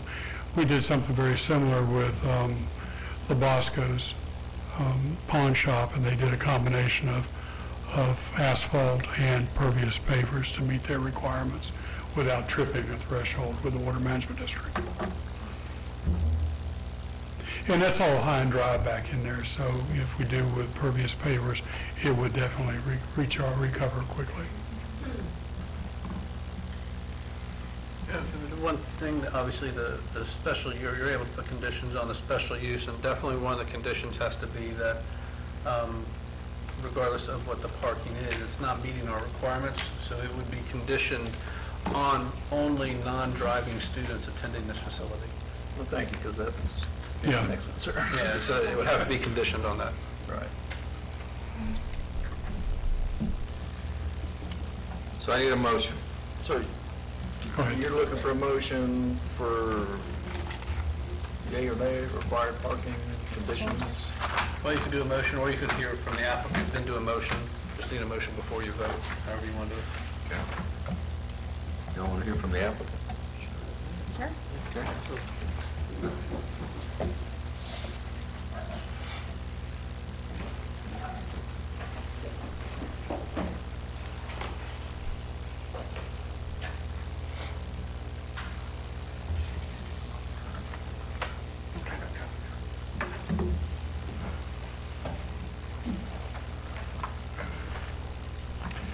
Good evening, Mr. Mayor, Mr. Manager, council members. For the record, my name is Michael Woods. I'm a lawyer with the law firm Cobb Cole. I'm in our DeLand office at 251 North Woodland Boulevard. Here today on behalf of Blue Jay Academy for this requested special use. First and foremost, I do want to thank you for the opportunity to speak with you. This has been a long time coming, trying to resolve this issue and the issues at this location, working with Mr. Dillard and with the city attorney to figure out how we got here and how we may be able to move forward. And I think the positive side is we have a solution that is available and doable to allow this use to continue to operate. I think what's before you, it's a fairly straightforward issue. We're asking for this particular use. This now school is defined, public or private school, at a particular site based upon particular conditions. And even though there are some reservations about parking, and I'm going to touch on that on the tail end, and we will address we think a variance process is going to be necessary with this, and we think that's going to be the enforceability tool for you guys. We can actually do a condition, I looked into it, Oh, without okay. having you go through a separate variance Really? process. Yeah, All right. Well, very good. I guess that's good news. Yeah, I think it probably is. But really, here is to formally transition this requested school use to clear up the confusion from the daycare facility to what is operating now, to address because we're on an industrial piece of property that is adjacent to industrial, but also adjacent to residential. And then limitations and constraints so that this doesn't grow out of hand for you guys, so that this is a revolving show and you see similar conditions or similar issues again and again. Kind of unique. It's a single-family home structure originally that has a light industrial zoning classification, and you don't see that very often. That's sometimes a bit of a challenge to deal with. And light industrial, as you know, can be pretty intense. It's everything from auto repair and auto body paint shops and welders and manufacturers and tattoo shops and everything else. You know, it's fairly intense uses allowed in the underlying light industrial. And you have that in the area already. There's an aerial photo. I think it's the first photo in your little package, which kind of shows the area looking to the south. And basically, we're in the back corner of an existing industrial park. We've got lock it and leave it outdoor storage adjacent to us, and there's the lumber storage directly to our west. And I think if you look through one of the photos in the packet there, you have the pallets that are stacked up right up against our property line because we are directly adjacent to the industrial or light industrial use. And then you've got the tower thrown in for good measure on the backside there as well. And then what's kind of driving the main source of conversation, or what we've been trying to focus on, is the neighborhood to the east and northeast of us. It's a good little neighborhood. You access it via Magnolia, and it's Long Shadow. And Long Shadow basically dead ends into that cell tower site. That's where the roadway stops. With respect to our residential neighbors, I kind of want to give you the feel of the location in case you haven't been able to go out there yourself or drive through the neighborhood. We have a photo in the packet that shows the nearest single-family residential lot that backs up to us. And so if you're facing the cell tower at the dead end, it's off on the left-hand side, the south side. And that property, there is a shed in the photo, and for frame of reference, that shed's about 40 to 45 feet from our property line. And then when you get to the actual driveway, where there's a cover for the driveway, it's about 115 feet from the property line. So just to kind of give you the sense that yes, it's an industrial use right next to residential, and yes, it's a school next to residential, but we do have some spacing here, and that's before we get into the buffering and the screening. And one of the questions I think kind of keeping in mind here is what use under light industrial is the appropriate transition between the more intense industrial uses that we have next to us and the single-family residential project. The code provides for two special uses that are relevant. It's under section 5.8, and there's a distinction there between the child care center, probably what you would think of more as like a daycare facility, okay? And then public and private school. The interesting thing, and you can kind of look through some of the materials I provided for you, when this was originally permitted back in 2005, they were a little bit loose with the references. And let me be clear, it was clearly permitted under the daycare use. But it was also referred to in the application as a preschool. The applicant itself was the Little Ones Montessori. And I just want to make sure that you know, we think we can clarify so this doesn't happen in the future, but some of the problems are going to date back all the way to 2005. So 2005, Little Ones Montessori was requested and granted that special use. If you know anything about Montessori, it's a little non-traditional, right? The kids don't stay in their seats, they kind of wander around. Non-traditional curriculum. And so there can be confusion whether Montessori is a school or a daycare operation. It would be my thought that the first error that kind of, if we could do everything all over again, is in 2005, it probably ought to have been permitted through the standards for the school rather than a daycare facility. I'd always treated a Montessori as a school, but be that as it may, that's how it was permitted in 2005. So Little Ones Montessori has some pretty good success, and they come in for an expansion back in 2008. You know, the kids are aging, and they're trying to increase. And so the owner at the time applied and was granted permission to construct a new classroom on that property. And I think if the nature of whether it's a daycare or not for 3 to 5-year-olds in 2005 was an issue, I think by 2008 you're seeing 6 to 9-year-olds. You're getting out of the daycare kind of operation. But at that time, the nature of the special use, when that was permitted and granted, was not questioned or challenged by the applicant, by the city, by anybody. Everyone was cool, everything was working along. And I mention it just to say that, you know, because we've been using the loose terms over the years, you've got a school that has been acting de facto, I mean, not necessarily permitted by the underlying special use, but has been acting as a school there for about 10 years.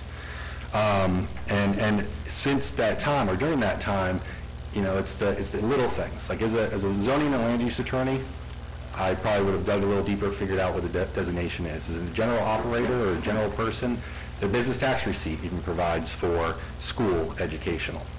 So all that is to say that there's nothing kind of intentional for subterfuge or trickery, because by 2016, the current user, Blue Jay Academy, comes in, and they ask for and receive permission to construct a new enclosed structure on the property as well. And the structure there is labeled as, on the site plan, as a classroom. And it isn't until August 2017 that we get into the current issue of, oh, wait a second, guys, we don't have the proper use on the property. And again, this is the background just to kind of explain to you how we got here, and that I think through good intentions, but that it's been kind of open and notorious to operate as it presently operates for quite some time. But regardless of how we got here, you know, I think we've got the ability to fix the problem. And the question is whether we could have done it back then or now.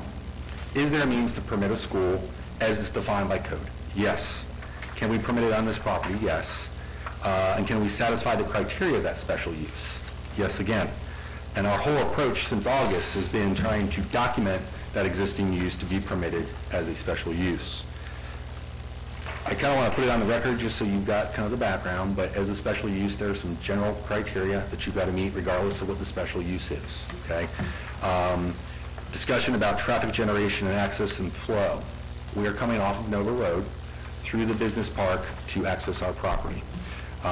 And we're not interacting or conflicting with the surrounding businesses, whether it's the industrial, and certainly no access with our vehicles go into the residential neighborhoods behind us. I think that becomes relevant because some of your language and provisions in your code want to make sure that school doesn't encroach into your residential neighborhoods, or the traffic doesn't back up into there, you don't back up onto the roadway. And I think that's kind of relevant because the nature of the operation that we have is not what you would see as a traditional school per se, right? It's not Warner Christian, it's not what the public school system is operating, but your code provisions kind of assume that it would be. So you've got prohibitions to make sure that Warner Christian Academy can't be plopped down right in the middle there on this parcel. And that becomes relevant as well for our parking. And we propose to subject ourselves to a variance to limit the parking. In fact, that site plan there shows the existing parking. That exhibit was prepared just to show where the screening was going to go. But I believe with the variance, and we've submitted a variance application, but we were trying to make sure the timing, the thought process from staff was this should kind of go first before we actually process that through. But I believe that request was asking for a total parking of I think 12 spaces, because there was 9 for the faculty and then 3 for visitors. And as part of that, there are a couple of conditions to be aware of. 1, we don't let our students drive onto the property. And 2, we also have a van that we operate to help pick up the students as well. So you don't necessarily have that at the high school setting. And from a background perspective of how your ratios get determined, the threshold for every school, no matter what, is the faculty, right? Because they all have to drive, so you've got to accommodate them, and we do that. Then it gets into there's about 3 different ways you can go about parking in the city of South Daytona for schools. The first threshold is based upon the largest room. Presumption there is if you've got an auditorium or if you've got a cafeteria and you're going to have a general public thing, that's what you're going to program your parking for. Well, our biggest room is like 15 students max, so it doesn't really apply directly. The next ratio gets into the high school because it's assuming all the kids are driving. Again, that's not going to apply here. And then the third ratio that you're allowed to utilize kind of by right is for adult students, so Daytona State College, sort of. So none of those 3 standards really apply directly, but what we've tried to do is accommodate for the faculty to be on there and provide the adequate parking. The issue about full surface parking or full surface resurfacing, that's kind of a newer issue that's popped up as of late. But as long as we've got impervious surface ability to kind of address that, to allow for stabilized parking, I guess is kind of what you're looking for, I don't think we're going to have an issue or a problem with that to bring that up.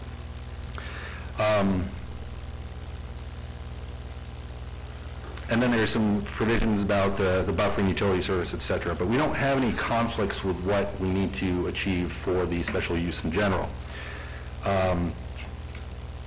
There's also some provisions here that are specific for our use, right? And it's on-site storage vehicles prohibited. We got that, no problem there, notwithstanding the fact that some of our neighbors are actually like a tow and pull kind of operation. And then the buffering is really the critical path. So our application provides for the exact dimensions required by code for the landscaping of our use adjacent to residential property. What is proposed to you with the wood fence meets your code. What's interesting with the wood fence or the wall is that it's not a default requirement. All right, your code makes a presumption that you can meet the buffering requirement for a school adjacent to residential without any structure whatsoever. Now, we're providing that for a couple reasons. One, good attenuation for the neighbors, and two, it allows us to whittle down the width of our buffering that's required. You know, because we're dealing with an existing location with some design constraints, it was beneficial for all of us to be able to have a fence in there. And in fact, I think with the discussion of the PLDRB, we even are now providing for the fence as a condition along the north side of the property. That's industrial adjacent to industrial, but the idea is we don't want to have anything kind of float over to the northeast where the residents are.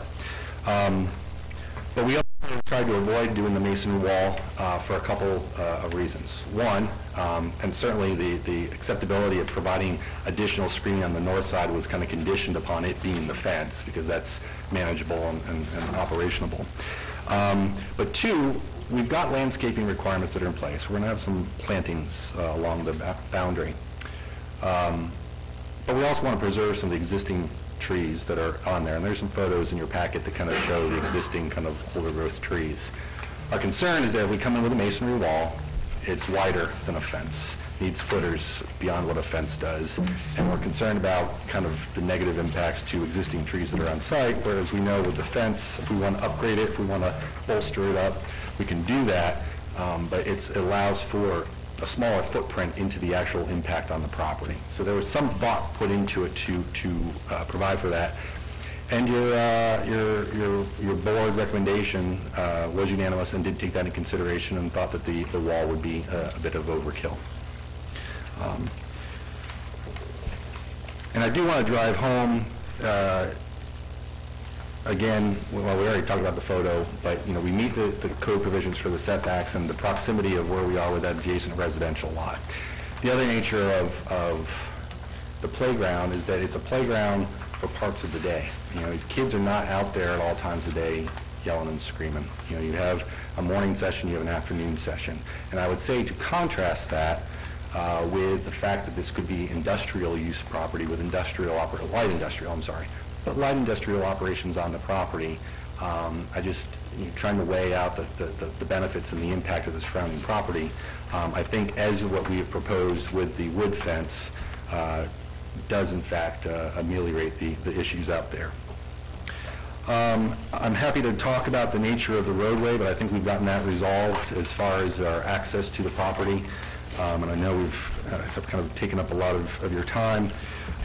On the parking, again, if Scott's thinking we can make it as a condition here and avoid the variance process in general, I'd like to have some feedback from you and then be able to address what you're looking for as far as, again, our proposal is a total of 12 parking spaces, and as long as we can have semi-pervious structured parking in there, I think we can be able to handle that.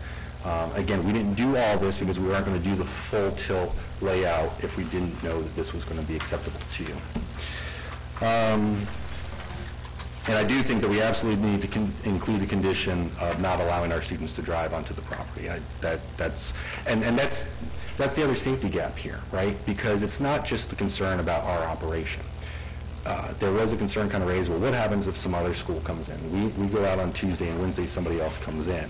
By having that safety measure, that condition in place, if a more traditional school came in that assumed their kids were going to be driving, you can hem them in. They got to come back and readdress the situation or recognize that it's not acceptable. So I think it's a good protection for everybody. I'd say if you have any questions, I'm happy to answer them, but the few questions I leave for you is single-family home structure and light industrial. What permitted use would function as a better buffer under the allowable uses for light industrial to soften and be adjacent to the residential versus the substantial light industrial that's in our neighborhood. The property in question has been functioning as a school, permitted or otherwise, for 10 years, and what has changed in 2017 to get the attention of the city to properly go through this process. But even as a daycare facility, a playground was always authorized. So again, I think we're going to focus around on the noise issues and abating that. But whether it's our special use that we were permitted for or the special use that we're asking for now, playground is a playground is a playground, and it's always been out there. And I would tell you that our standards for the playground are actually more intense than what is required under the daycare facility playground standards. Can't necessarily reconcile that. Again, other than to think that if this is a larger school, like a Volusia County Public School, and the definition of playground there is very large, you'd want to have additional buffering. But as applied here, the difference doesn't make a whole lot of sense. And then finally, we are screening the residential uses from the welding, all the buffering, the manufacturing, all that kind of stuff. So I think we do work as a good transition for just a very unique property and a very unique history. I tried to fly through that as fast as I can. I'm happy to answer any questions you may have, and if there are any questions from the audience as well, I'd just like to reserve some time to be able to address that. You said there was 12 parking spaces? Not on that drawing. That's drawing? No. Oh, okay. No. We've not redone any of that because if we get a flat no, there's, you don't want to necessarily. Did I hear you say there's no vehicles left on the property? One of the conditions is that you can't have vehicular storage on there. Again, I think that's more in keeping with. Where's the van at night? We can make a condition so that it does not have to be on place there. I'm just curious where you put it if you're not. Does the driver of the bus, the van, take it home? Bus driver takes it home. There you go. So there you go. I know we're talking about site plan and all that, but I'm going to ask a question because I think it helps us. We try to define what kind of school it is, and we use special needs versus preschool, those kind of things. My understanding is this is going to be a school for autistic, spectrum, Asperger's, that kind of thing. That is correct. You're looking at about 50 kids. Yeah. Most of these are probably going to be on a Gardner Scholarship kind of situation. Okay, Gardner, okay. Yeah. Okay, and so I know way too much about all this stuff, but not because of this project, because of my involvement in schools. But I know that's going to be from a business model standpoint. And the reason I'm asking those questions is because that's going to be that business model, whether this is going to be successful or flip over. This council is going to be having the changing ownership and the things that you were addressing there. What age of kids are we talking about? She just said VPKs. Yeah. So. Oh, okay. And you have to come up here. Sorry. I guess let me lead to a Sure. question. What I'm getting at is a school can feel like so many different things, right? So does this feel like a 7:30 to 3:30 kind of thing? Does this look like a 6 in the morning drop off to 5 to 6 o'clock at night? Is this a 6-hour operation, a 10-hour operation? Help me with navigate. Identify the name of the record. Megan Hober, I'm the director of Blue Jay. Drop-off is as early as 7:30. Construction starts at 9. We have aftercare till 6. Outside time is from about 8:15 to 8:45 in the morning. And then between 11:45 and 1:15 at various increments. So you may have 10 kids for 25, 30 minutes between that set of time after lunch. And then that's it. And so age of the children? 5 to 22. I mean, it's, learning disorder in any various degree of things that don't fit into the public school system. So any of the children that have been in the public school system that no longer fit into the school system or have been expelled or suspended or just parents aren't happy with the public school system, then they come to me. And we take care of those loose ends. So it's all different disabilities. It doesn't necessarily have to do with autism. Type of disability? Some of it's behavioral. Some of it can be a learning disorder. It can be dyslexia. It can be a social disorder. It can be something that happens with their behavior in aspects of if they can't focus in school and they're falling behind, and then their behavior increases and things like that. So it can be, they need a smaller setting, so it's not something that's diagnosed clinically. Just not something that the public schools can meet the needs of because their workloads are so big and they have classrooms of 30, 40 kids. And you said the oldest one right now is 22? But that's a multifunctional classroom. So it's a life skills classroom. Those particular children are either a severely profound child. They will be in with us for as long as they can, or they will go to an adult facility. Yeah. Because when you said 22, I started thinking, well, is this really a school or is this an adult daycare? I started thinking No, that. it's a classroom. We have 5 classrooms. I go all the way up to 22, just like a public school system. They have children up to 22. Really? Yeah. Yep, in the public school Not system. teachers, you're talking about students. Students. They have children up to 22 in the public school system and a multifunctional VE classroom for ESE, special needs children. Well, how old can a kid, or not even a kid, how old can someone be at your facility? It would be an as-needed basis. They can be on scholarship up to the age of 22. After the age of 22, it would be if it's a fit for us and your child. If they are mature enough to go into a program where they can do a work-based program or be in an adult facility, then they would no longer be a fit for Blue Jay. We have one child who is socially acceptable to be in that multifunctional classroom. And who licensed, are you licensed to, I guess I'm trying to think, how do we prevent this from evolving into something that is not what I would think is a private school that turns more into a adult daycare or what kind of licenses do you have that says you can have someone who's aged up to 22 and no older? You're looking for an educational facility, not a behavioral center. I guess, yeah. We want to be a school. We don't want to be an adult facility. We are here for educational needs. Well, I understand that's what you want. We are a K through 12 program. How do we know that's what it can't? Say you leave, and then someone comes in and starts operating, and then they slowly evolve it. And I just don't Under the understand. name Blue Jay or something else? Because You leave the facility, someone else comes in there, but they will still have the same special use that says they can have a private school with kids, individuals. I'm not going to say kids because it's 22. I mean, I have 5-year-olds in kindergarten. I have a fully functioning curriculum. But when you said someone's 22, there's two things that you said that concern me. One, you said you have people up to 22, and then 2, not all of them have disabilities. You have behavioral issues. So I don't want it to become a jail. I don't want it to become an adult daycare. So I guess the public school system has EBD classrooms, which is a behavioral classroom. The public school system has children up to the age of 22. Right.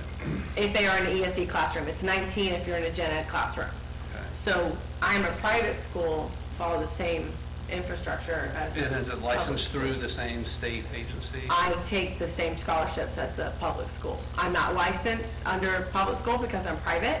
I just got my candidacy for accreditation.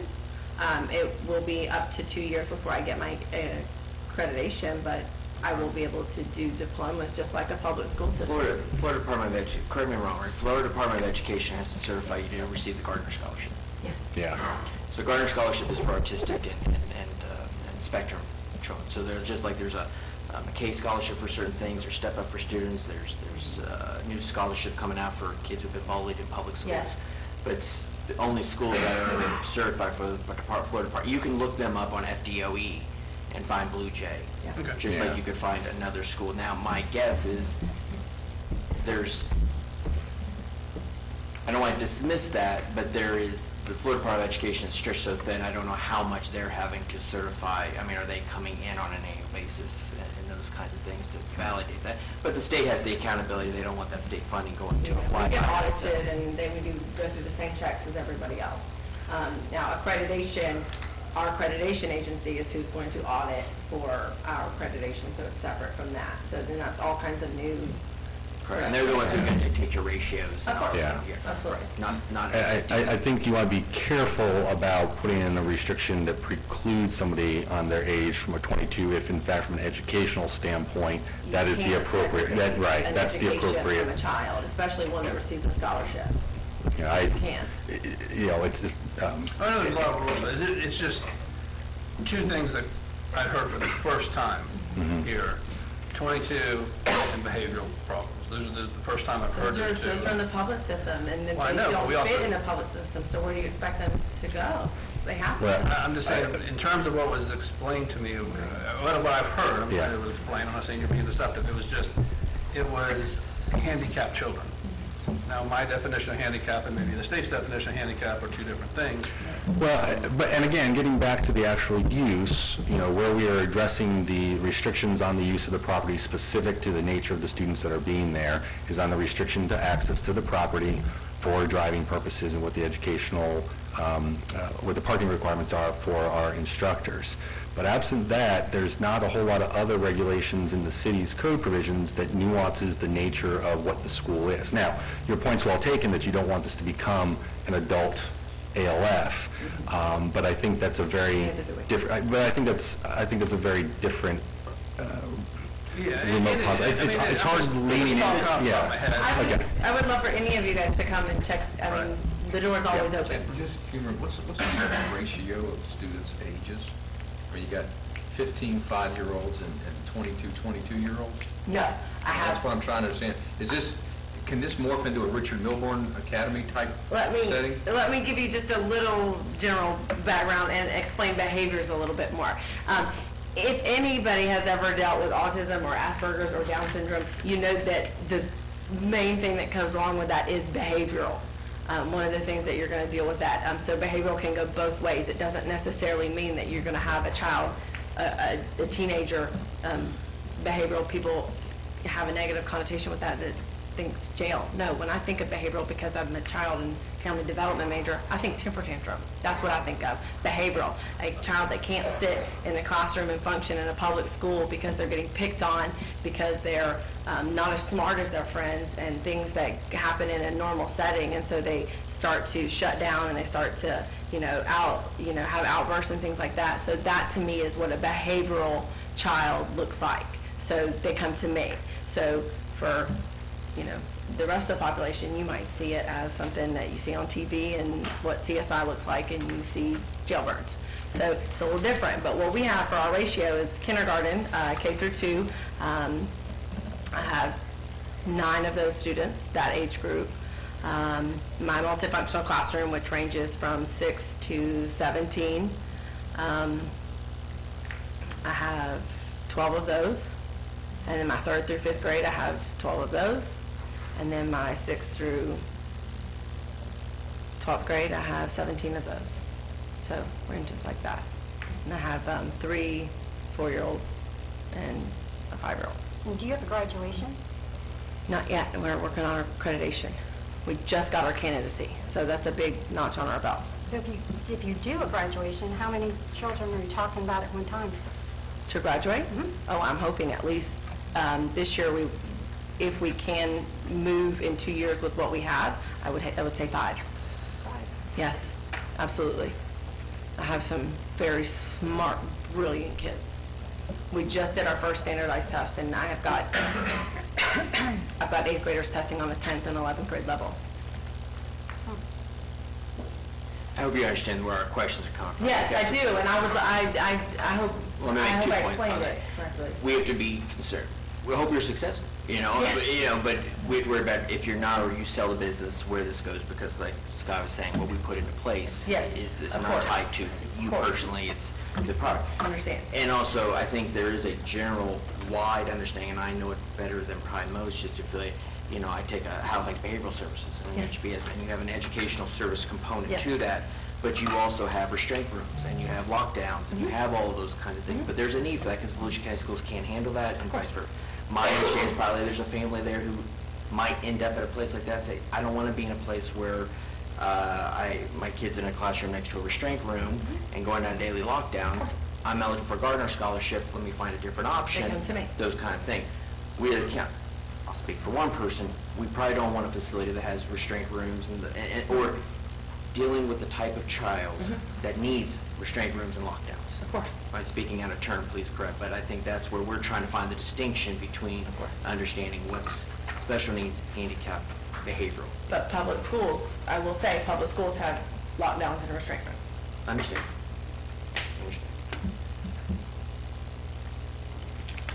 I want to go back to the parking. Yes, sir. Yeah. Yes.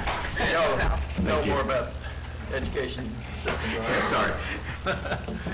I heard you waver a little bit on the parking material. Well, only because, and I don't, that wasn't necessarily a condition of resurfacing the entire parking lot. That's kind of a new element to us today. I know we discussed it briefly maybe back in August, but as we went through at the planning board even, that wasn't a requirement of the request. So I'm dealing with that as a condition, first time here. So I'm a little kind of floating out there, and that's why I'm kind of having the conversation of if we are to redo the entire thing, I don't know fully what is authorized under the code. As you know, some cities don't allow for any impervious or any semi-pervious locations. They just want all asphalt or all concrete. I just want to be able to make sure that we've got some flexibility with the medium. And part of the reason why that was still up in the air was because we would have handled that with the variance process that we had self-submitted for, grant us this variance for parking, what are the conditions? What does the parking field have to look like? So that's the only thing, is that if we're making a determination on parking as of today and not going through the second step for variance, I just, you know, I've been focusing more on the number, and then we would work out how we lay that out and what the design would be. Well, I mean, there's still a concern with the number also. Okay. But it seemed like you were leaning towards stabilized with gravel or something. Well, no, not necessarily. I want to know if the city of South Daytona allows for something other than asphalt, if it's necessary. Again, because in the back of my mind, I just want to make sure we don't accidentally trigger stormwater management issues too, right? I want to make sure, and I don't want to agree to something here that when we get into the design phase, I get to come right back to you again and ask for forgiveness or relief on that. You know, again, I think that the main goal was trying to make sure that if you're acceptable with what we would be requesting with the variance for 12, which is 2 less than what the staff was recommending for you, and just make it work for you. And I'm not trying to hem and haw or hedge. I'm trying to deal with the new It's inflow. interesting through site plan, like a site plan issue, but the number would be set here, but the material would be through. Yeah, and we've got the 24-month, I mean, we can get that worked out, absolutely. But it seems to me like that staff was more than giving with a 14. Well, again, if you're going based upon the standards that are required, you know, the standard that he's using to set the threshold is based upon the high school driver ratio. It's like 1 space for, I think, three students. That's fairly high. It makes sense if you're going to have the parking field at like, you know, Spruce Creek or something like that. But for this instance, and again, what we're trying to do, we are reverse engineering the site because we've got an existing use there. We're trying to make sure we can accommodate everything. What I don't want to do here again is get the site plan and find out that we can't fit the additional 2. If it's requested and you want it, we will do everything we can to put that in there. But right now, we're fairly comfortable we can get the 12 in. We don't want to leave ourselves hanging out to dry with the additional 2. Again, if that's deferred to maybe site plan, that we can aim for that, but at least no less than 12, we can deal with that. There's not going to be an expansion in staff? No, every element of this, right? Because we provide the restriction of how many parking spaces are in place based upon the usage that's there now, and it allows for, I think in our variance, we provided for a total of 50 students that would be out there. The goal there is that would serve the cap, right? So we couldn't come in, some of this all kind of started because in 05 an additional unit was added on, 2017 additional unit was on. Well, you've got this cap in place now, we're going to be hemmed in, we can't add on anymore. So again, that's going to keep us honest to have to live within the means of our usage. Would you all be all right with John putting the parking computation sheet? Can you speak up? If John could put the presentation back up on the screen. Oh, okay, I got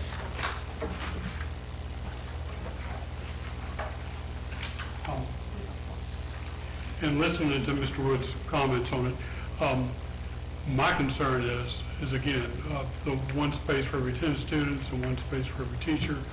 That is for preschool, which obviously none of the students drive, and that's to provide adequate parking for visitors. He was talking about providing adequate parking for visitors. The only other school that's in our jurisdiction that remotely even reaches this type of a level has met that requirement, and they also have all of their students, none of their students drive. So that's why we thought that that was a fair number to work with. I didn't know where you're coming from. Yeah. And again, I think that proposed that it shows us for 8 is because that's what was existing that's out there right now, and we were coming in with the 12. And like I said, we can fit the 14 in, and if we're going to be doing the resurfacing up front anyway, I just don't want us to get hemmed in if it becomes too tight and we can't fit those last 2 spaces in there. Excuse me. Another issue that he brought up was the type of paving.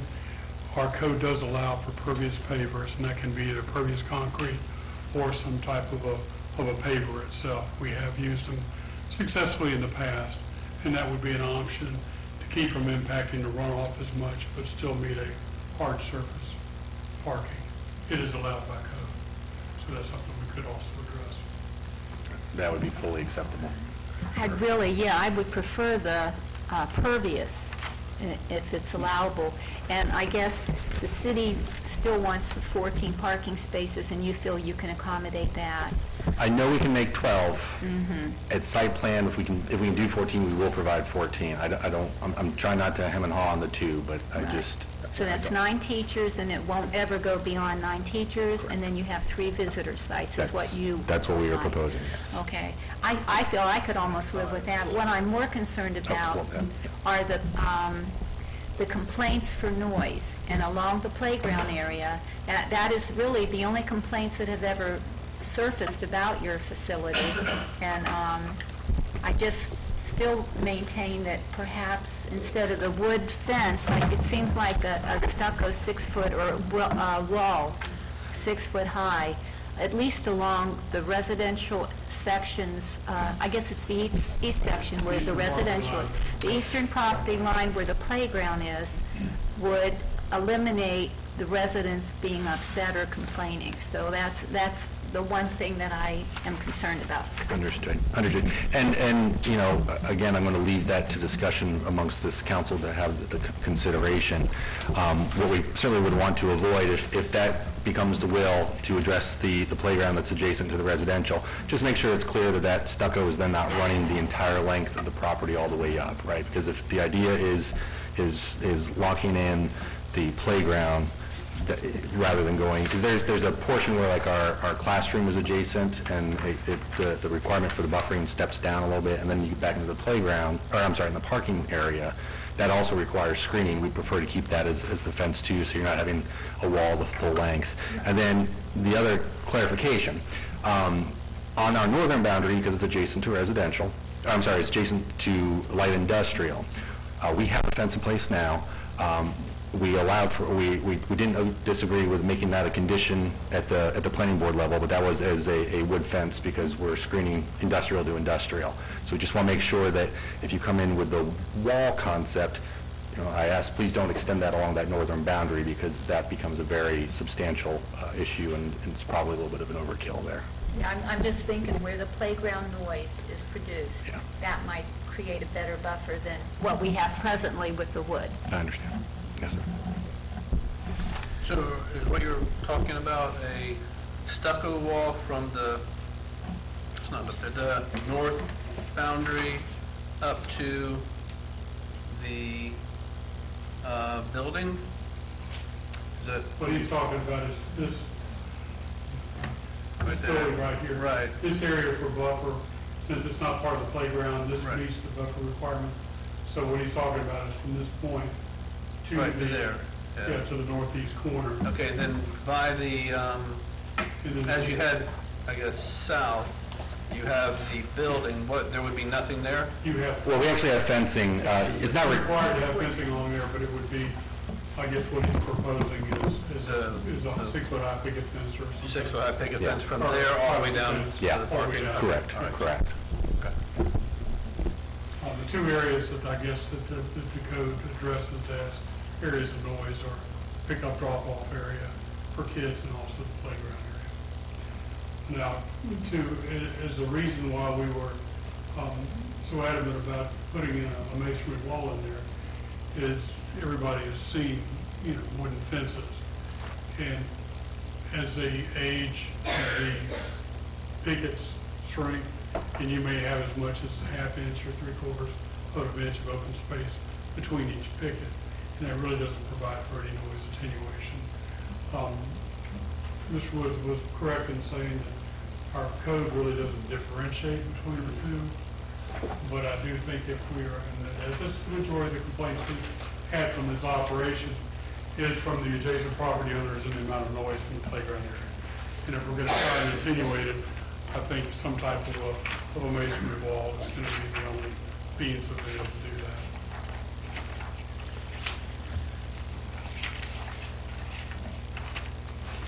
And just for your frame of reference, the existing fence, and take it as however you would, is photos 8 and 9 shows the eastern boundary of the fence in the playground area. Your 3 parking spaces for visitors. Yes, sir. How are you going to accommodate if you have more than that? Well, again, I think, drive, but I think, again, we're trying to plan for general operations. I think you've got adequate space on that frontage there. Again, if we're resurfacing everything, like I said, maybe we are getting back up to the 14 spaces that are required. I would tell you that we don't presently have an issue with that now, and this is not to be kind of flippant about the question, but our parking is probably better than most of the industrial area in the vicinity. Not so much the one that's directly to our west, because that's a newer constructed location. They've got paved, striped parking when they're not using it for pallet loading and whatnot. But the other areas that are kind of the remnants of the old residential that are industrial zoned, it's kind of a free-for-all for parking out there. So I don't think we're not negatively impacting our surrounding area with our parking layout, and that parking kind of, the impact to the residential is nil. Again, we have the screening there, and it's not creating, there's not been a historic issue with that out there. I guess that's what I'm trying to get to. Anything else, Mr. Woods? Only if you guys have any questions. I appreciate your time. This is a public hearing. If anybody in the audience would like to speak on this issue, now is your time to come forward.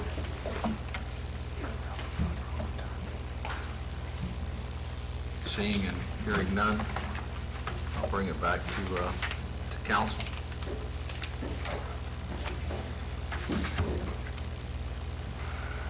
Do we have a motion? And if so, what is it? Let me ask a question. Is time of utmost importance here? Well, they are planning for their fall, beginning of school, and so they're trying to get an idea of what they. And we do have a magistrate. I guess it's middle of August, is it? Yeah, for them to have all the improvements in place. That's correct. So do we have to add any amendments, like if we do want to request 14 parking spaces, and also the masonry wall or along the playground area adjoining the residential? Yes, Is that that would something have that to be would stated. have to be added? That would be, you can make a motion to approve the special use with the condition of the 2 items you just mentioned, which would be the masonry wall from the northern wall of the facility, the structure north to the north property line, separating the playground from the residential area to the east, and providing a minimum of 14 parking spaces. Okay. The two conditions I've heard. And they can't And a hard be surface impervious, or part. pervious surface. And Scott, what about the other, did we resolve the issue about not letting this morph into something that's gonna, use-wise? I guess to Brandon's satisfaction, because he knows a lot more about it than I do, and it's, yeah, I mean, we're only allowing a private school. Right. And it's not a public school, it's a private school, so we are limited to that, and obviously we got to keep an eye on it, and it's, my question was really, who could go there under a definition of a private school? I guess is what I'm, under that definition, because tonight was the first night I've heard a 22-year-old, and then the first time I've heard disciplinary issues. So that's where my antennas went up. As far as business tax receipt for that, that would be a different use than what this is, and that would be handled the same way with code. I mean, if it did creep that way, we would have a mechanism to And it would address actually be a much more drastic creep to go from a private school to an adult daycare than it would be to go from a daycare, children's daycare. What we did in this situation, we evolved from a Montessori school to a private school. I understand how that happened. Going from a private school to an adult daycare, no, that's two different licenses. That's two different. We can handle that through code enforcement. The purpose of my questions is just kind of get an understanding of who actually could attend this under I don't want to say the guise of a private school, but under the definition of private school through the school system. That's what I was trying to kind of get a handle on. And do I have a handle on it? No, I don't.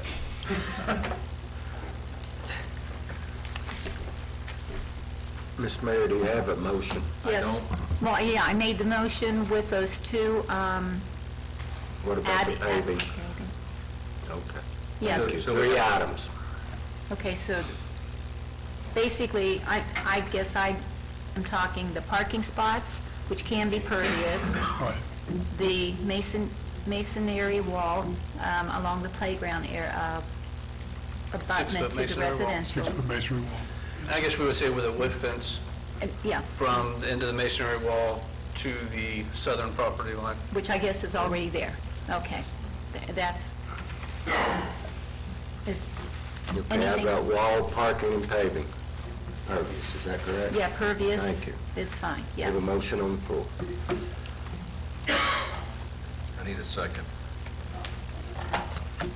Second.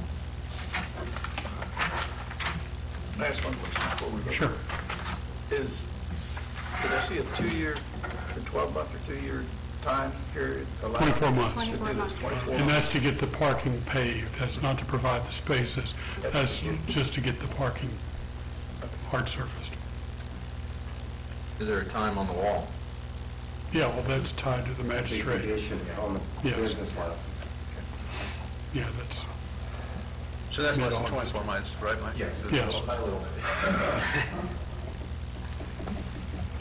Any other discussion? Have a motion, all in favor? Aye. Aye. Motion carries. And I probably should have said this before you voted, but you understand, this isn't an ordinance. That was your one and That's only it. shot at And we this. got to draw it up and make sure. it's Yeah, we're on there. prepared. Mike, we'll get you a prepared development order and get it to you to look at, and then we'll get that signed by the mayor. Thank you very much.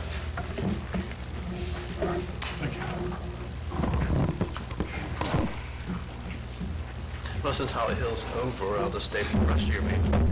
Nice of you to stay with us. It is unusual. You have item K, Mr. Mayor. Item K, consideration of approving an amendment to the East Volusia Local Government Fire Rescue and Sure, will do. Emergency.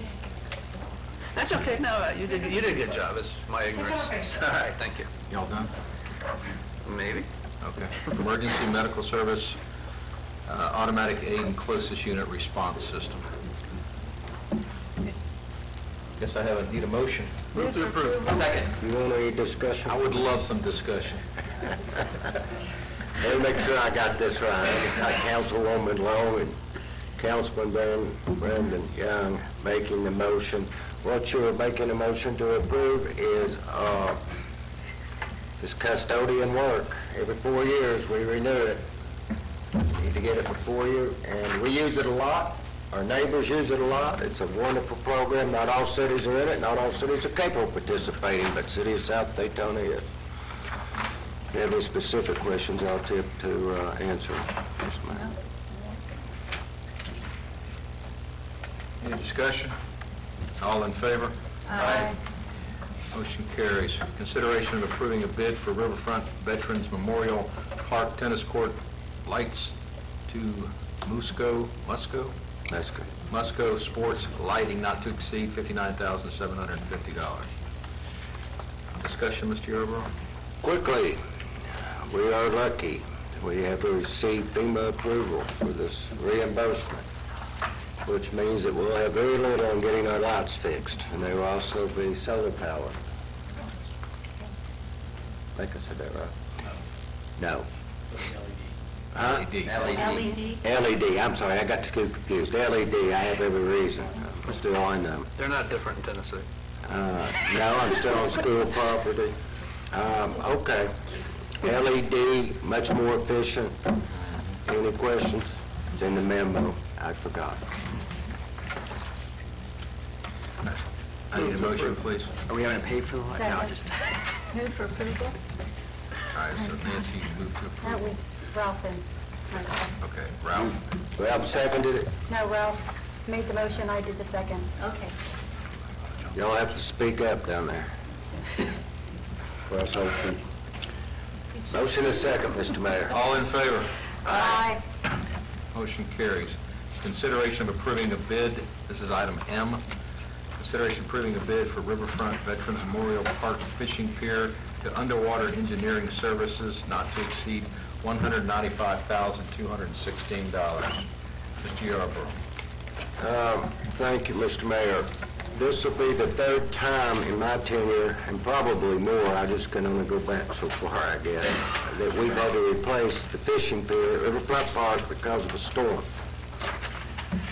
It dawned on us that we keep doing the same thing over again, it's a sign of insanity, and expect a different answer. So we in-house, thanks to Mr. Dillard and Greg, put in some hardening, or you can call it mitigation, to where we won't have so much of the fishing pier to replace every storm that comes through. Now, we have not received FEMA's approval for the mitigation element. We have every reason to believe we'll get it, but regardless of whether they found 100% or not, I think it's something that the city needs to do. We need to strengthen that thing. And what this mitigation does, to a certain degree, allows more water to travel through. It fixes it where we're not a subject of material damage. And I believe we won't have as extensive of repair. And notice I have not said we can get around repairing it, but we won't be near as extensive, and I'm hoping. Well, it only makes sense, you put that particular planking in there, you eliminate that uplift. What we're thinking. It's, I think it'd be foolish not to. One thing I've learned, is I do not underestimate the force of that water. Okay, I need a motion. Move to approve. Are we approving option 1 or option 2? Option 2. second. Further discussion? Cost between the two for the city seems minimal for the... Yeah, that's what I was... Yeah, with the $5,000. 5,000, it's a total of... Yeah, 19.5 and 24.4. All in favor? Aye. Motion carries. Let's see, this is N. Consideration of appointing an alternate member to the Parks and Rec Board, Advisory Board for the term of 1 year. Mr. Yarborough. You have an applicant. His name is Bob, they call him Burke, and his application is there for your review. Comes with staff recommendation. I need a motion, please. Move to approve? Second. Any discussion? Just be happy to see him come forward. Yeah, absolutely. All in favor? Aye. Motion carries. Number 10, unscheduled item, council member comments. Vice Mayor? Turning into DeBerry or something, like a long meeting, but no. Extremely excited. I know it's a lot of hard work by staff to see a couple things. One is the funding and where we talk about the 10% and getting to those numbers, coupled with the development. I do start feeling like the older person next here to Councilwoman Long, who's been up here longer than me, but to see some of these projects that we were approving years and years ago, to see some development, see some growth. So maybe we'll be the one to spur our sister city to the south to do something with their riverfront. But no, all good stuff. League of Cities annual awards dinner is Thursday night, and that's it. I got it. I'm hungry. It's Happy Memorial Day. Oh, today, happy Memorial Day. I sat in for Nancy, Councilwoman Long, I'm sorry, TPO meeting last month, the board meeting, and the TPO is performing a survey, and they want everybody to be involved. And if you fill this survey out, you might even get a chance to win a free prize, which is 3-day, 2-night hotel mini vacation. So it's pretty simple. Is that a stay vacation or is that in the Bahamas? That doesn't say where.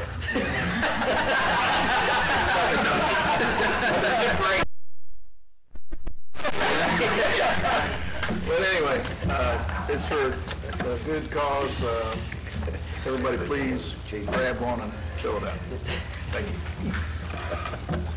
It's not a 2801 solved, is it?